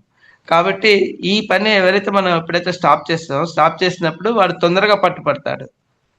ఇప్పుడు వాడు అలా తప్పులు చేసి చేసి ఏం చేశాడు రత్నాకరుడు, నారద మహర్షి వచ్చినప్పుడు అతను ఇదే ప్రాసెస్ లో సేమ్ అడుగుతాడు. అడిగినప్పుడు నారదుడు చెప్తాడు ఏమని, ఈ, సరే నువ్వు చేస్తున్నావు, నీకేం కావాలో చేసినప్పుడు మరి ఎందుకు చేస్తున్నావు అంటే నా ఇంట్లో భార్య పిల్లల్ని పోషించాలి అని చెప్పాడు. సరే పోషిస్తున్నావు కదా, వెళ్ళి వాళ్ళని అడిగిరా మరి నువ్వు చేసే పాపకర్మలు అప్పుడు వాళ్ళు ఏమన్నా భాగం తీసుకుంటారా అని. అప్పుడు భార్యని అడుగుతాడు, నేను నీ నువ్వు ఎలా తీసుకొస్తానో నాకు అనవసరం, నీ మమ్మల్ని పోషించడం మీ బాధ్యత, మీరు చేస్తున్నారు కాబట్టి మీ పాపలతో నాకు సంబంధం లేదంటారు. పిల్లల్ని అడుగుతాడు, పిల్లలు కూడా అలానే చెప్పేస్తారు. అప్పుడు తనలో జ్ఞానం పెరిగి నారదు ద్వారా ఏం చేయాలని చెప్పి జ్ఞానోదయం అయ్యి ఒక వాల్మీకి మహర్షిగా మారిపోయి రామాయణం రచిస్తారు. సిమిలర్లీ అంగుళీమాలుడు అనేది మనకు బుద్ధుడి చరిత్రలో ఉంటుంది. అతను కూడా ఆ ఎదుటి వాళ్ళను చంపేయటము, చంపేసిన దానికి గుర్తుగా ఈ బటన్ వేలును కట్ చేసి తీసుకుంటానట్టు. అవన్నీ ఒక మాలలాగా ధరించి తన మెడలో వేసుకుంటానట్టు. అలా వస్తూ వస్తూ ఇంకా బుద్ధుడి దగ్గరికి కూడా వస్తారు. బుద్ధుడి దగ్గరికి ఇలా ఈ విధంగా చేస్తున్నప్పుడు అతను తనలో ఆ, ఎవరైనా ఇంకా భయపడిపోతారు కదా, భయపడినప్పుడు ఇంకా ఆనందం చెందుతూ ఇంకా వాళ్ళని హింసించి చంపేవాడు అన్నట్టు. బుద్ధుడి దగ్గరికి వచ్చినప్పుడు అది జరగదు. అతనిలో మార్పు వస్తుంది. ఏంటి నేను ఇంత నన్ను చూసి పరిగెత్తి పారిపోతారు, అలాంటిది ఇక్కడ ఈయన ఎంత మామూలుగా ఉన్నాడు, ఏమాత్రం రియాక్షన్ లేకుండానని. ఆ తర్వాత ఆ బుద్ధుడు సరే నువ్వు తీసేసుకో, చంపేసి తీసుకో అని చెప్పంటాడు నవ్వుతూ. చెప్పినప్పుడు అప్పుడు మార్పు వస్తుంది, ఆలోచనలో మార్పు వచ్చిన తర్వాత ఎందుకు ఇలా ఉన్నాడు అనేది ఆ మార్పుతో ఏం చేస్తుంది, సరే నేను ఆ, అతనికి జ్ఞానోదయం చేసి ఆ, ఏం చేయాలని అతని కాళ్ళ పైన పడినప్పుడు కూర్చుని అంత ధ్యానం చేయించి ఆ తర్వాత భిక్షాటనకి పంపిస్తాడు.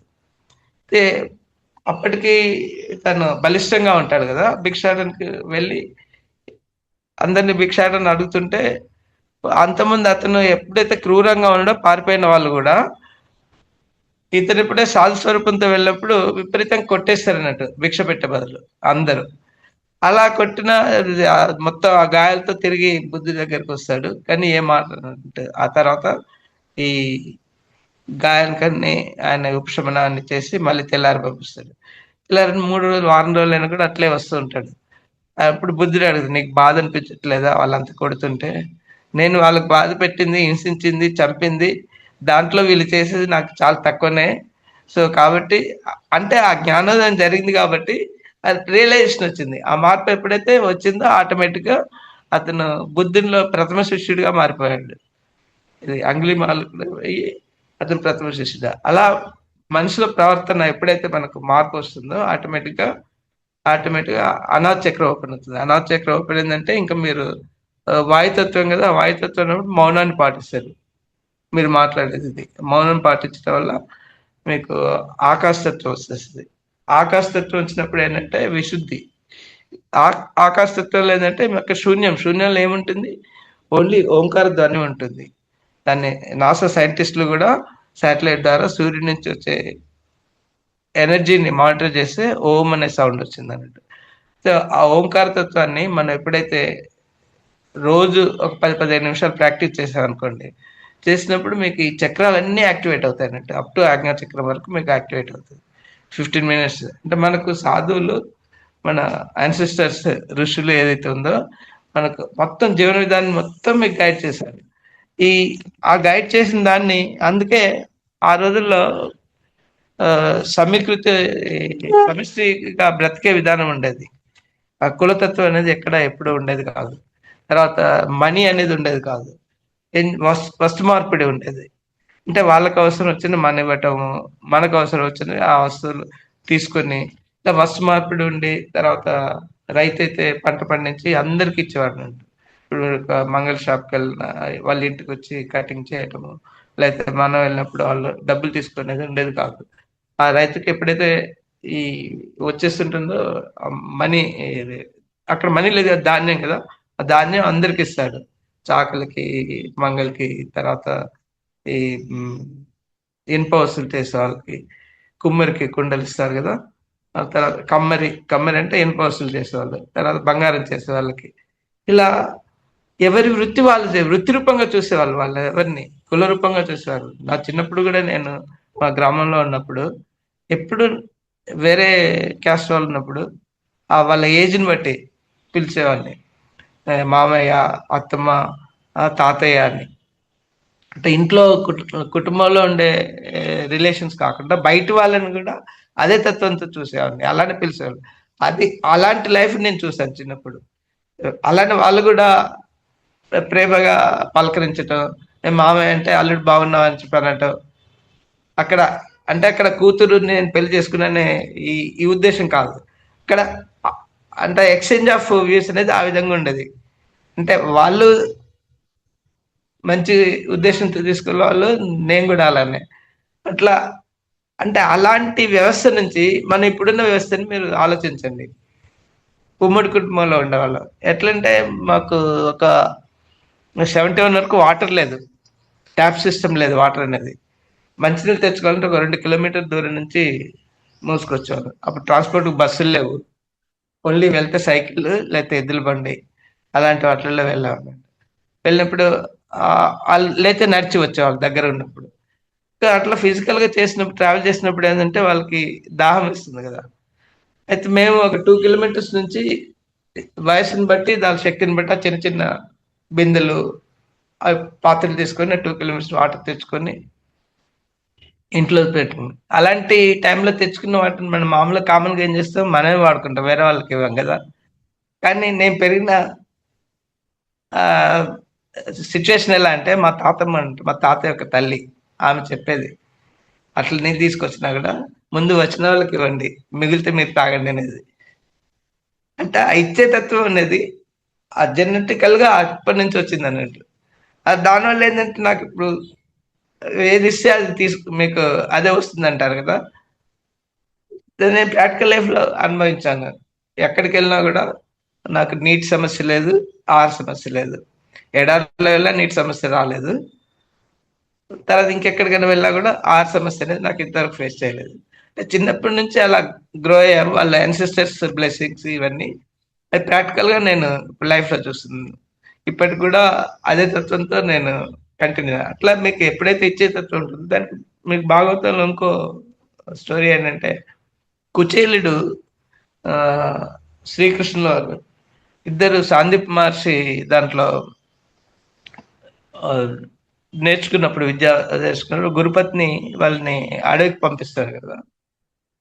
పంపించినప్పుడు దానికి ఆ యజ్ఞానికి ఇంటికి కావాల్సిన కర్రలు అవి తీసుకురమ్మని పంపిస్తారు కదా. పంపించినప్పుడు కృష్ణుని వాళ్ళందరిని, బలరాముని వీళ్ళందరినీ పంపించేస్తారు. ముందు సుధాముడు ఉంటాడు, కుచేలుడు.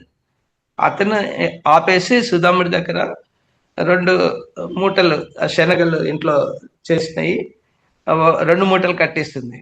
ఒకటి నీకు, ఇంకోటి కృష్ణుడికి ఇమ్మని. అప్పుడు కట్టించినప్పుడు ఇతను వెళ్తూ వెళ్తూ ఏం చేస్తాడు, తన ముట్ట తినేస్తాడు. ఆ కృష్ణుడికి ఇవ్వాల్సింది ఇంకా వాళ్ళు తిరిగి వచ్చే టైంకి అక్కడ విపరీతమైన వర్షం వచ్చేసి ఇంకా రాలేకపోతారు. అక్కడే చెట్టు మీద ఉంటారు అన్నట్టు. ఉన్నప్పుడు ఆ ఇప్పుడు అలసిపోయి ఉంటారు కదా, దాంట్లో నిద్రపోతుంటారు. నిద్రపోతున్నప్పుడు కృష్ణుడు నిద్రపోయి చూసి కుచేలుడు అతను నిద్రపోయాడు అనుకొని తన కృష్ణుడి మూటలోని శనగలు తింటూ ఉంటాడు. ఏం తింటున్నా అప్పుడు కృష్ణుడికి ఆకలేస్తూ ఉంటాడు పాపం. అంటే తను కూడా తినాలి కదా. ఆకలేస్తూ ఉంటే తను తినలేడు. ఎప్పుడైతే అంటే ఆ, అప్పుడు కుచేలుడు అబద్ధం చెప్తాడు. చలి పెడుతుంది కదా, దానికోసం నా పళ్ళులో తాకి సౌండ్ వస్తుంది అని చెప్పి, అంటే తనని కాని వస్తువు తను తీసుకున్నాడు కదా. అలా ఆ శనగలు తీసుకొని తినటం వల్ల ఎన్ని శనగలు ఉన్నాయో అన్ని సంవత్సరాలు తను అది క్షుద్భావ అంటే ఆకలితో అలంటించాడంటూ తనకు కావాల్సిన, అంటే అసలు దొరకపోవటం కానీ, పస్తులు ఉంటాము, లేకపోతే దొరికినా కూడా తన కుటుంబానికి సరిపడా తను చేకూర్చలేకపోవటం, ఇవన్నీ జరిగినప్పుడు అతను పడే బాధను చూసి లక్ష్మీదేవి చెప్తుంది అన్నట్టు, నీ స్నేహితుడే కదా, మరి ఎందుకు హెల్ప్ చేయమని చెప్పండి. ఇప్పుడు లక్ష్మీదేవి ఏం చేస్తుందంటే ఆ, తన కర్ణతోటి అతని జోలులో ఒక నెలకు సరిపడా ధాన్యాన్ని ఆ దానం చేసే వాళ్ళ ద్వారా ఇప్పిస్తుంది. ఇప్పించి దాన్ని తీసుకొని సంతోషంగా వెళ్తుంటే విధి ఉంటుంది కదా, కర్మను అనుభవించాలి కదా, కర్మను తప్పించుకోలేము. అది ఒక ఎద్దు రూపంలో వచ్చేసి వేటాడుతుంది. వెంటాడితే పరిగెత్తి పరిగెత్తి అది కింద నేల మీద పడేసుకుంటాడు, మళ్ళీ వెళ్ళిపోతాడు. అంటే మళ్ళీ అది శుద్ధార్థ కంటిన్యూ అవుతుంది. ఇలా కొన్ని సంవత్సరాలు ఆ, కర్మ అనుభవించిన తర్వాత ఆ కర్మ ఫలం ఎప్పుడైతే ఇంక తగ్గే స్థితి, జీరో స్టేట్కి వచ్చినప్పుడు తన భార్య చెప్తుంది, అడుగుతుంది, ఇది మరి కృష్ణుని మీ క్లాస్మేట్ కదా, వెళ్ళి అతని దగ్గరికి వెళ్ళి పలకరించి రావచ్చు కదా అని చెప్పాను నేను. నేను ఖాళీ చేతితో ఎలా వెళ్తానండి. ఇప్పుడు ఏం చేస్తారంటే ఆ 3 ఇళ్ళకి వెళ్ళి 3 పిడికల అటుకులు తీసుకొచ్చి ఆ ఉత్తరం చిరిగిన దాంట్లోనే కట్టేసి పంపిస్తుందండి. పంపించిన తర్వాత అవి తీసుకుని వెళ్తాడు. వెళ్ళి ఎప్పుడైతే కృష్ణుని కలుస్తారో అతను చేసే యొక్క ఇవి ఈ పరిచర్యలు అవన్నీ చూసేసి ఇంకా ఆ, తనకు సిగ్గు అనిపిస్తుంది. అంత అష్టైశ్వర్యాలతో ఉండి తను ఇలా చేసిన నేను అతను ఇంకేం అడుగుతాను అనే భావంతో ఏమి అడగాడు అన్నట్టు. కానీ కృష్ణుడు అది గమనిస్తాడు. గమనించి ఏం చేస్తాడు, నాకేం తీసుకొచ్చావు అంటాడు. ఆ చిరిగిన దాంట్లో అటుకులు ఇవ్వాలి అంటే ఆయనకి ఇంత అసోసియేషన్ ఉన్నప్పుడు నేనేమి ఇస్తాను ఆయనకు అన్నట్టుగా ఇంకా సిగ్గుపడుకుంటూ అలా ఉంటాడు. ముచ్చిపోయినప్పుడు కృష్ణుడే వచ్చి ఒక పిడికెడు అటుకులు తను తినేస్తాడు. తినటం వల్ల అతనికి అష్టైశ్వర్యాలు అవన్నీ కలుగుతాయి అన్నట్టు. అప్పుడు లక్ష్మీదేవి వచ్చి 2 3 లక్ష్మీదేవి అంటే రుక్మిణీదేవి వచ్చి ఆపేస్తుంటుంది. ఆపినప్పుడు అక్కడితో ఆగిపోతుంది. ఆ తర్వాత తను తిరిగి వచ్చినప్పుడు మొత్తం ఇంటి స్వభావం అంతా మారిపోతుంది. ఇల్లు ఉన్న కాడ ప్యాలెసెస్, పరిచారికలు, ఇల్లంతా ఉండేది అష్టైశ్వర్యాలతో ఉన్నప్పుడు అక్కడ ఏంటంటే ఆ కథలో మనం ఏంటంటే ఆ కథనే తీసుకుంటాము. కానీ అక్కడ యాక్చువల్గా జరిగింది ఏంటి, మీ కర్మని మీరు తప్పించుకోలేరు, ఆ ఫలం అనుభవించాల్సిందే. రెండోది ఏంటంటే మీకు ఎప్పుడైతే ఇచ్చేతత్వం స్టార్ట్ అయిందో, అంటే మీరు ఏది ఇస్తే అది అన్ని రెట్లో మీకు తిరిగి వస్తుంది కదా. అప్పుడు మీరు ఆ భగవంతుడికి మీరు ఇచ్చినప్పుడు ఇవ్వటం స్టార్ట్ అయింది కదా. ఇవ్వటం స్టార్ట్ అవుతుంటే అతనికి ఆ బ్లాక్స్ అన్ని ఓపెన్ అయిపోయినాయి. ఇన్నాళ్ళు ఏదైతే బాధలతో వచ్చి తనకు ఇన్కమింగ్ రావాల్సిన ఉన్నాయి కదా, అవన్నీ ఓపెన్ కావటం వల్ల ఏమవుతుందంటే మీకు ఆటోమేటిక్గా సంపదలు అనేది వస్తాయి. కాబట్టి మనం ఇచ్చే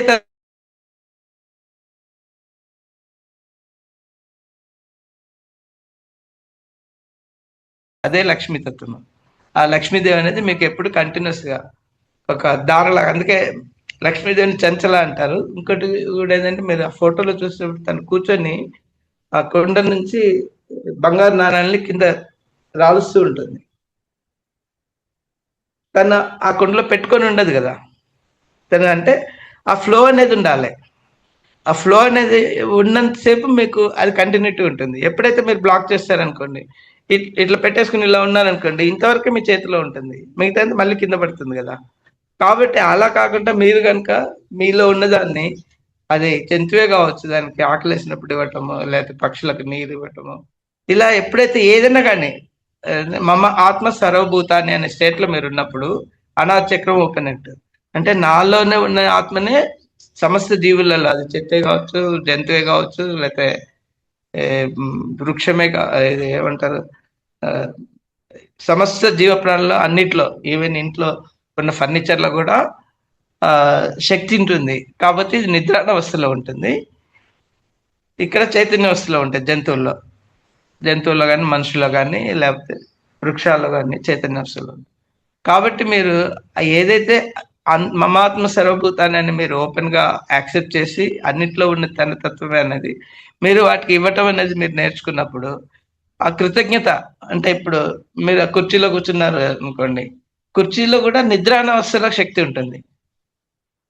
కాబట్టి నువ్వు నాకు ఈ ఎంతో సేవ చేస్తున్నావు, నేను కూర్చొని నీ ఈ కుర్చీలో కూర్చోవటం వల్లనే నాకు ఒక విశ్రాంతి అనేది కలిగింది. బెడ్ ఉందనుకోండి, బెడ్ లో కూడా నిద్రపోయినప్పుడు మీకు ఆ శక్తి వస్తుంటుంది. ఆ విశ్రాంతి నుంచి మీరు ఫ్రెష్ అప్ అవుతారు. సో ప్రతి దాని నుంచి కూడా మనం తీసుకుంటున్నాం.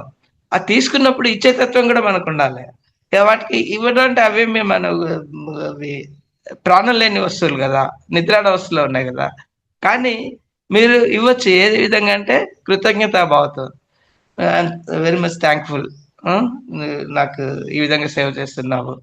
ఇంట్లో ఉన్న ప్రతి వస్తువు కూడా మీరు కృతజ్ఞత ఎప్పుడైతే తెలుపుతారో, అలానే మీ యొక్క ఆ భావంతో మీరు ఎప్పుడైతే ఉంటారో ఆటోమేటిక్ గా అది ఇచ్చేతత్వం అనమాట. అది ఇచ్చినప్పుడు మీకు ఆ లక్ష్మీతత్వం అనేది ఎప్పుడు ఉంటుంది, సంపద సమృద్ధి అనేది మీకు ఎంతవరకు ఉంటుందంటే మీరు కృతజ్ఞత భావంతో ఉన్నప్పుడు. అది ఏదైనా కానీ, నిద్రాణ వస్తువులో ఉన్న వస్తువు కానీ, లేకపోతే ఇది ఏదైనా కానీ, అలా ఉన్నప్పుడు మీరు ఎప్పుడైతే ఉంటారో మీకు ఆటోమేటిక్ గా ఎక్కడ డబ్బు లోపం అనేది ఉండదు. ప్రతిదానికి ఆటోమేటిక్ గా వస్తుంటుంది. ఇప్పుడు మనకు మెయిన్లీ ఈ పిఎస్ఎం మూవ్మెంట్ తీసుకోండి, వాళ్ళు కొన్ని వందల కోట్ల ప్రాజెక్ట్స్ అన్ని మొన్న ఇది జ్ఞానమహాయజ్ఞంకి 8 లక్షల భోజనాలు పెట్టారంట. వాళ్ళు 10 lakhs టార్గెట్ పెట్టుకుంటే 8 లక్షలు. 8 లక్షలు అంటే భోజనాలు అంటే ప్లేట్స్, అంటే బ్రేక్ఫాస్ట్, లంచ్, డిన్నర్ మూడింటి కలిపి. అట్లా మనం ఒక మూడు ఇటు కలిపి ఒక 100 రూపాయలు పెట్టుకున్నా కూడా అంటే అట్లీస్ట్ ఒక 3 కోట్ల రూపాయలు ఖర్చు అయినాయి. ఎవరిచ్చారు? అందరూ ధ్యానులు ఇచ్చారు.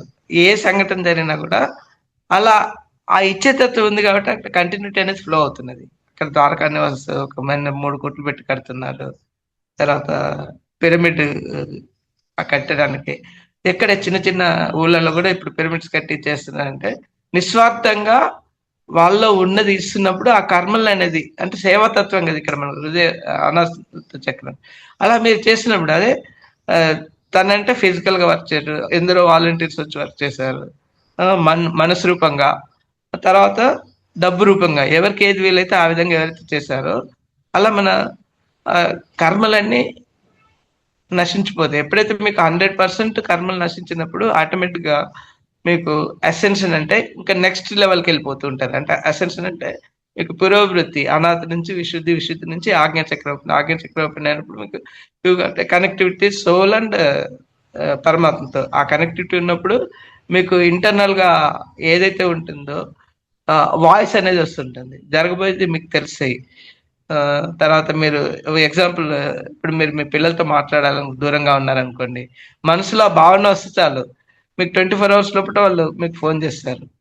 ఎలా జరిగింది? సర్ప్రైజ్ కాదు అది, ఏంటంటే మీలో ఏదైతే తపన ఉందో ఆ థాట్ ప్రాసెస్ వచ్చినప్పుడు యూనివర్స్ దానికి ఎనర్జీ ఇస్తుంటుంది. ఆ థాట్ పాజిటివ్ కావచ్చు, నెగిటివ్ కావచ్చు. పాజిటివ్ వచ్చినప్పుడు పాజిటివ్ రిజల్ట్స్ వస్తాయి, నెగిటివ్ వచ్చినప్పుడు నెగిటివ్ రిజల్ట్స్. రెండు మనం యాక్సెప్ట్ చేయాల్సిందే మనం చేసే కర్మను బట్టి. ఆ పాజిటివ్ థాట్ వచ్చినప్పుడు ఈ ఎనర్జీ ఏదైతే యూనివర్స్ నుంచి వస్తుందో దాన్ని యూనివర్స్ తీసుకొని యూనివర్స్ మళ్ళీ వాళ్ళకి కమ్యూనికేట్ చేస్తుంది. వాళ్ళు కమ్యూనికేట్ చేసినప్పుడు అంటే వాళ్ళకి ఆ మనసులో భావన వస్తుంటుంది, మా నాన్నతో మాట్లాడాలి, మా అమ్మతో మాట్లాడాలి. అంటే మీకు దీన్ని అంటే టెలిపతి, టెలిఫోనీ అంటారు. అంటే మీరు అనుకున్నవి అనుకున్నట్టుగా జరుగుతుంటాయి. దాన్నే ఇండికేషన్ మీకు థర్డ్ ఐ ఈజ్ ఓపెనింగ్. మీకు ఫస్ట్ సౌండ్ రూపంలో రావచ్చు, థాట్ ప్రాసెస్ రూపంలో రావచ్చు, లేకపోతే దృశ్య రూపంలో అంటే మీకు కళ్ళలో కనిపించడం, లేకపోతే ధ్యానంలో కనిపించడం. మీరు అనుకున్న ఏదైతే అనుకున్నా అవి జరుగుతున్నాయంటే మీ థర్డ్ ఐ ఈజ్ ఓపెనింగ్. ఒకసారి మీకు థర్డ్ ఐ ఓపెన్ అయింది అనుకోండి, మీకు ఆటోమేటిక్ గా మీరు ఆత్మతో అనుసంధానం చెందుతారు. ఆత్మతో అనుసంధానం చెందినప్పుడు మీకు ఆటోమేటిక్ గా ప్రతిదీ సాక్షి రూపంలో చూస్తుంటారు. సాక్షి రూపంలో చూసి మీకు దేనికి రియాక్ట్ కారు, పాజిటివ్ గా మీరు అవన్నీ చేస్తుంటారు. మీకు కొన్ని పాయింట్స్ కొన్ని చెప్పాలి ఇందులో. అనాథ చక్రం గురించి. ఆ, అంటే మన క్షమాభావకరణ ఈ రెండు మనం డిస్కస్ చేసాము. తర్వాత ఇది అంటే సమతుల్యం చెందినప్పుడు కరుణ, స్వీయ అంగీకారం, సెల్ఫ్ యాక్సెప్టెన్స్ అనేది మనం చేస్తుంటాం. ఒకసారి మీకు ఇది ఓపెన్ అయింది అనుకోండి, మీరు చిన్నవాడు పెద్దవాడు అని ఆలోచన మమ్మ ఆత్మ సర్వభూతాన్ని అన్నిట్లో నా ఆత్మే ఉంది అన్నప్పుడు ఏమవుతుంది, ఆటోమేటిక్గా యాక్సెప్ట్ చేస్తారు. మీకు అహంకారం ఉంటే అది యాక్సెప్టెన్స్ అనేది రాదు. యాక్సెప్టెన్స్ లేనప్పుడు ఏంటంటే మీకు కీళ్ళ నొప్పులు వస్తాయి, మోకాళ్ళ నొప్పులు, జాయింట్ పెయిన్స్ వస్తున్నాయంటే మీకు అంగీకారతత్వం లోపించినట్టు. ఆ ఫ్లెక్సిబిలిటీ అనేది మీరు కోల్పోయారు కాబట్టి, యాక్సెప్టెన్స్ లేదు కాబట్టి. మనం యాక్సెప్టెన్స్ ఎప్పుడైతే పెంచుకుంటామో దానికి సంబంధించిన ఆహారాలు తీసుకున్నప్పుడు ఈ సంబంధించిన వ్యాధులు కూడా తగ్గిపోతాయి. దుష్ప్రభావాలు ఏముంటాయి, శారీరక దుష్ప్రభావాలు ఆ, అంటే శ్వాస, అధిక రక్తపోటు, క్యాన్సర్, హృదయ వ్యాధులు కానీ. భావోద్వేగం, ఎమోషనల్ డిస్టర్బెన్స్ అంటే ఎవరికైనా ద్రోహం చేసినప్పుడు భయం కలగటం, అతి విషాదం. మరి దీనికి విరుగుడేంటి, క్షమించగలిగే ప్రాబ్లం, క్షమాతత్వము, కరుణ ఉండాలి. అంటే మనకు ఈ ఇవన్నీ ఉన్నప్పుడు ఏంటంటే మనం బ్యాలెన్స్డ్ గా ఉంటాం. కరుణ, స్వీయ అంగీకారం, సెల్ఫ్ యాక్సెప్టెన్స్, ఎదుటి వాళ్ళ మీద కరుణ చూపెట్టం. ఒకవేళ ఇది మనకు ఇంబ్యాలెన్స్ అయింది అనుకోండి, మనలో అసహనం ఎక్కువగా ఉంటుంది. ఎదుటి వాళ్ళు చెప్పింది వినే ఓపిక ఉండదు, ప్రతిదానికి విసుకుంటాం ఎదుటి వాళ్ళని. అంటే that is the indication that మన అనాథ చక్రంలో బ్లాక్స్ ఉన్నాయని. ఆ? తర్వాత మనకు దాన్ని అది తీవ్రంగా ఉన్నప్పుడు ఎలా ఉంటుందంటే గత జన్మ కర్మలు ఏవైతే మనకు బాధిస్తున్నాయో వాటిని అనుభవిస్తున్నప్పుడు ఇలాంటి పరిస్థితులు వస్తాయి. సో ఎప్పుడైతే ఆ కర్మలు నేనే కొని తెచ్చుకున్నానే జ్ఞానం మీలో ఉన్నప్పుడు అన్నిటి యాక్సెప్ట్ చేస్తారు. దీనికి రిఫ్లెక్షన్స్ ఏంటంటే ఆ, మీరు ఎక్కడికి వెళ్ళినా కూడా ఏ విషయంలో కూడా నష్టం పొందుతారు. అదొక ఇండికేషన్. మీరు ఆర్థికంగా ఒకటే కాదు, ఫిజికల్ గా కానీ, లేకపోతే ఇప్పుడు వెళ్తూ వెళ్తూ ఉంటారు, టక్కున పడిపోతారు, లేదా బాత్రూంలో కాలు జారి పడిపోవటము. అంటే ఆ సంఘటన ఇండికేషన్ ఏంటంటే మనలో పాత కర్మలు, ప్రీవియస్ కర్మల్ని మనం అనుభవిస్తున్నాం. రమణ మహర్షి గారు వెళ్తూ ఉంటారు, వెళ్తున్నప్పుడు పక్కన శిష్యుడు ఆయన పెట్టుకునేది గోచి. ఆ గోచిలోకి వెళ్ళి ఒక చిన్న ముక్క కట్ చేసి ఇమ్మంటాడు. కట్ చేసి ఇచ్చిన తర్వాత అతను వెళ్తున్నప్పుడు ఏమవుతుందంటే కొంత దూరం వెళ్ళిన తర్వాత కాలుకు బొట్టనవేలు గాయం అవుతుంది, రాయి తగిలి. అప్పుడు ఆ గుడ్డ తీసి కట్టమంటారు, కాలుకి కట్టమంటే అప్పుడు అడుగుతారు, మీకు ముందే తెలుసు కదా ఎందుకు తప్పించుకోరని. నేను ఇప్పుడు తప్పించుకుంటే దానికోసం ఇంకో జన్మెత్తాలి అని చెప్పండి. అంటే కర్మ అనేది మిమ్మల్ని వదిలిపెట్టదు. అది మీరు ఆ కర్మ క్షయం జరిగేంత వరకు అది అలానే ఉంటుంది. ఈవెన్ క్యాన్సర్ తో, అంటే గొంతు క్యాన్సర్ తో రామకృష్ణ పరమహంస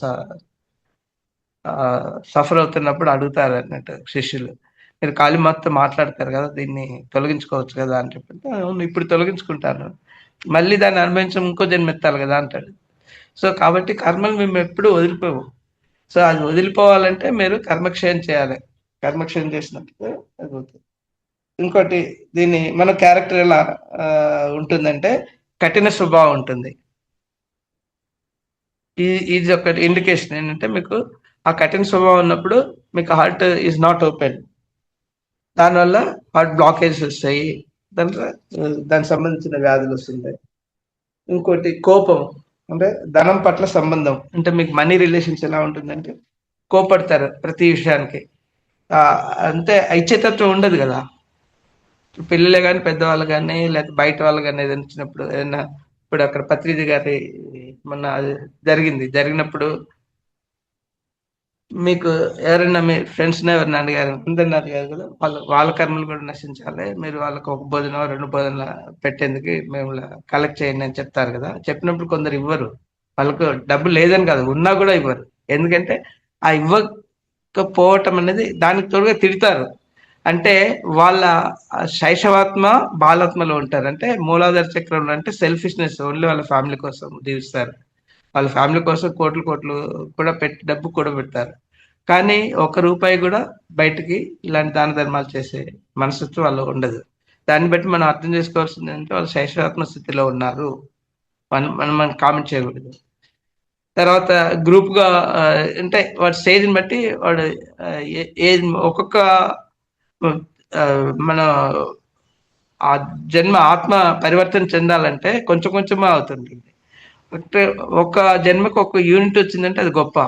అంటే మీరు మూలాధార తత్వం నుంచి బయటికి వెళ్ళాలంటే ఒక 100 జన్మలు ఎత్తాలి. స్వాధిష్టానం నుంచి బయటికి వెళ్ళాలంటే ఇంకో 100. తర్వాత మణిపూర్ నుంచి బయటికి వెళ్ళాలంటే ఇంకో 100. అనాహత నుంచి వెళ్ళినప్పుడు 300 నుంచి 400 లోపు, అంటే 350 400 జన్మలు దాటిన తర్వాతనే మీకు ధ్యాన పరిచయం జరుగుతుంది.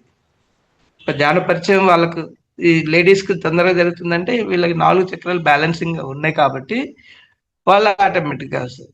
అదే మీరు దీంట్లో టైం అయిపోతుంది, నేను చెప్పదలుచుకుంటే బెస్ట్ ఎగ్జాంపుల్ ఏదంటే విశ్వామిత్రుడు. 10,000 సంవత్సరాలు ఒక రాజు ఉండి తపస్సు చేసి అతను ఏంటంటే బ్రహ్మర్షిగా కావాలనే కోరిక. 10,000 సంవత్సరాలతో శక్తి చేసిన తర్వాత ఏంటుంది, వశిష్ఠుడు వెళ్ళి అక్కడ తన గోమాత సురభి ద్వారా అన్ని వాళ్ళ సైన్యానికి 1,000 మందికి కూడా తన భోజనాలు అరేంజ్ చేస్తాడు. అప్పుడు వశిష్ఠుని అడుగుతాడు, ఆ, ఈ ఇక్కడ అడవిలో ఉంటే లాభం, నాకు ఇవ్వండి, ప్రజలకు యూజ్ అవుతుంది అని చెప్పని అడిగితే అతను ఒప్పుకోడు, గోమాత కూడా ఒప్పుకోదు. దానికి ఇవ్వలేదని వచ్చి దాన్ని తిరుగుబాటు చేసి దాన్ని పట్టుకెళ్ళని బలంతో చేసినా కూడా అది వాళ్ళ వల్ల సాధ్యం కాదు, అందరు చనిపోతారు. ఇలా జరిగినప్పుడు ఏంటంటే తనలో అహంకారంతో ఆ 10,000 సంవత్సరాలని తపస్సుని కోపం ద్వారా, అహంకారం కాదు కోపం ద్వారా ఏం చేస్తాడు, కోల్పోతాడు, మొత్తం జీరోకి వచ్చేస్తుంది. మళ్ళీ వెళ్ళి మళ్ళీ ఒక 10,000 సంవత్సరాలు చేస్తాడు. అంటే క్రోధంతో పోయింది. నెక్స్ట్ కామం, మేనకని పంపిస్తాడు ఇంద్రుడు. ఆ చేసిన తపస్సు అంతా మేనక వెళ్ళిపోతుంది. అంటే కామం క్రోధం అయిపోయింది. నెక్స్ట్ ఈ మళ్ళీ 10,000 సంవత్సరాలు చేసి మళ్ళీ వచ్చినప్పుడు ఏం వస్తుందంటే త్రిశంకు రాజు వస్తాడు, తను సజీవంగా ఆ స్వర్గానికి వెళ్ళాలంటాడు. అక్కడ ఏంటంటే ఈగో, నన్ను అడిగాడే, నేను తప్పనిసరిగా నేను పంపిస్తాను, నాకు శక్తి ఉంది కదా అని పంపించేస్తాడు. పంపించిన తర్వాత అక్కడ ఇంద్రుడు ఒప్పుకోడు, ఎందుకంటే ప్రకృతి యుద్ధం కదా. తిరిగి వాడిని తన్నేస్తే మళ్ళీ కిందికి వస్తుంటాడు. కిందికి వస్తుంటే మధ్యలో ఆపేసి తన తపశక్తితోటి ఆ త్రిశంకు స్వర్గాన్ని సృష్టిస్తాడు. అంటే తను ఆ ఏదైతే 10,000 సంవత్సరాల ద్వారా మూడోసారి సంపాదించాడో అది కూడా పోయింది. దేనివల్ల, ఈగో, అహంకారం వల్ల. అంటే కామంతో, క్రోధంతో, అహంకారంతో, ఈ మూడింటితో 30,000 సంవత్సరాల తపస్సు మొత్తం పోగొట్టుకున్నాడు. అంటే మనం ఆ పైన ఆజ్ఞాత చక్ర స్థితికి వచ్చినా కూడా ఈ 3 లక్షణాలు మనలో ఎప్పుడైతే రిపీట్ అవుతాయో విశ్వామిత్రులాగా మనం కూడా జీరో స్టేట్కి వస్తాం. ఇదేంటంటే మీకు బెలూన్ ఉంటుంది కదా, గాలి బుడగ లాగా ఉంటుంది శక్తి. మీరు దాన్ని జాగ్రత్తగా కాపాడుకున్నని చెప్పి అది మీతో ఉంటుంది. దీంట్లో ఏమాత్రం ఇక్కడ హోల్ పడింది అనుకోండి, ఎనర్జీ ఎంత పోతుంది. సో అందుకని విశ్వామిత్రుడు బెస్ట్ ఎగ్జాంపుల్. తర్వాత మళ్ళీ 10,000 సంవత్సరాలు తపస్సు చేసి అప్పుడు వచ్చిన దాంతో ఆ శక్తితో తను ఒక బ్రహ్మర్షిగా, అది కూడా తన కోరిక ఏంటి, వశిష్ఠుడి ద్వారానే తను బ్రహ్మర్షి తత్వం తీసుకోవాలనుకుంటాడు. ఆ బ్రహ్మర్షి అని చెప్పినా నాకు నువ్వు ఇస్తే నాకు అవసరం లేదంటాడు ఇంద్రుడితో. నాకు వశిష్ఠే వచ్చి నన్ను నువ్వు బ్రహ్మర్షి అని చెప్తే అప్పుడే ఒప్పుకుంటాను. సో ఆ విధంగా సప్త ఋషుల్లో తను ఒకడయ్యాడు, రాజు అయ్యుండి. ఇక్కడ బ్రాహ్మణుడు అయ్యుండి వశిష్ఠుడు అయ్యాడు. అలానే మీకు సప్త ఋషుల్లో 7 ఎవరైతే ఉన్నారో, భరద్వాజుడు, వేదవ్యాసుడు, వీళ్ళ ఎవరైతే ఉన్నారో, గౌతముడు, విశ్వామిత్రుడు అన్నట్టు, ఇలా ఆ 7 కూడా 7 కులాలకు సంబంధించి, అంటే అక్కడ కులంగా మీరు తీసుకున్నప్పుడు 7 కులాలకు సంబంధించిన వాళ్ళు. ఎక్కడ ఒక బ్రాహ్మణుడే అక్కడ అని ఎక్కడ లేదు. అలానే అంటే మన ఈ వ్యవస్థను వక్రీకరించి ఏమన్నారు బ్రిటిష్ వాళ్ళు, కుల వ్యవస్థను పెట్టేసి మనకు లేని కులాన్ని అంటగట్టారు. అక్కడ ఏంటంటే ప్రొఫెషన్. ఇప్పుడు దీన్ని ఏంటంటే ఇప్పటికి కూడా ప్లానింగ్ కమిషన్ లో మీరు ఐఏఎస్ ఆఫీసర్స్ ఎవరితో పెడతారో కులానికి సంబంధం లేదు. ఇక్కడ బ్రాహ్మణత్వం అంటే ఇంటెలిజెన్స్. ఆ ఇంటెలిజెన్స్ ఎవరైతే ఉందో వాళ్ళని మాత్రమే రికగ్నైజ్ చేసి మన ప్లానింగ్ కమిషన్ లో ఇప్పుడైతే మనం పెట్టుకున్నట్టు ఆ రోజుల్లోనే ఆ ఇంటెలిజెన్స్ ఉన్న అందరినీ ప్రొఫెషనల్స్ తీసుకొని సబ్స్క్రిప్షన్ ఒక ప్లానింగ్ కమిషన్ గా అక్కడ పెట్టారన్నట్టు. సో మనం దాన్ని సరిగా అర్థం చేసుకుంటే దాన్ని బట్టి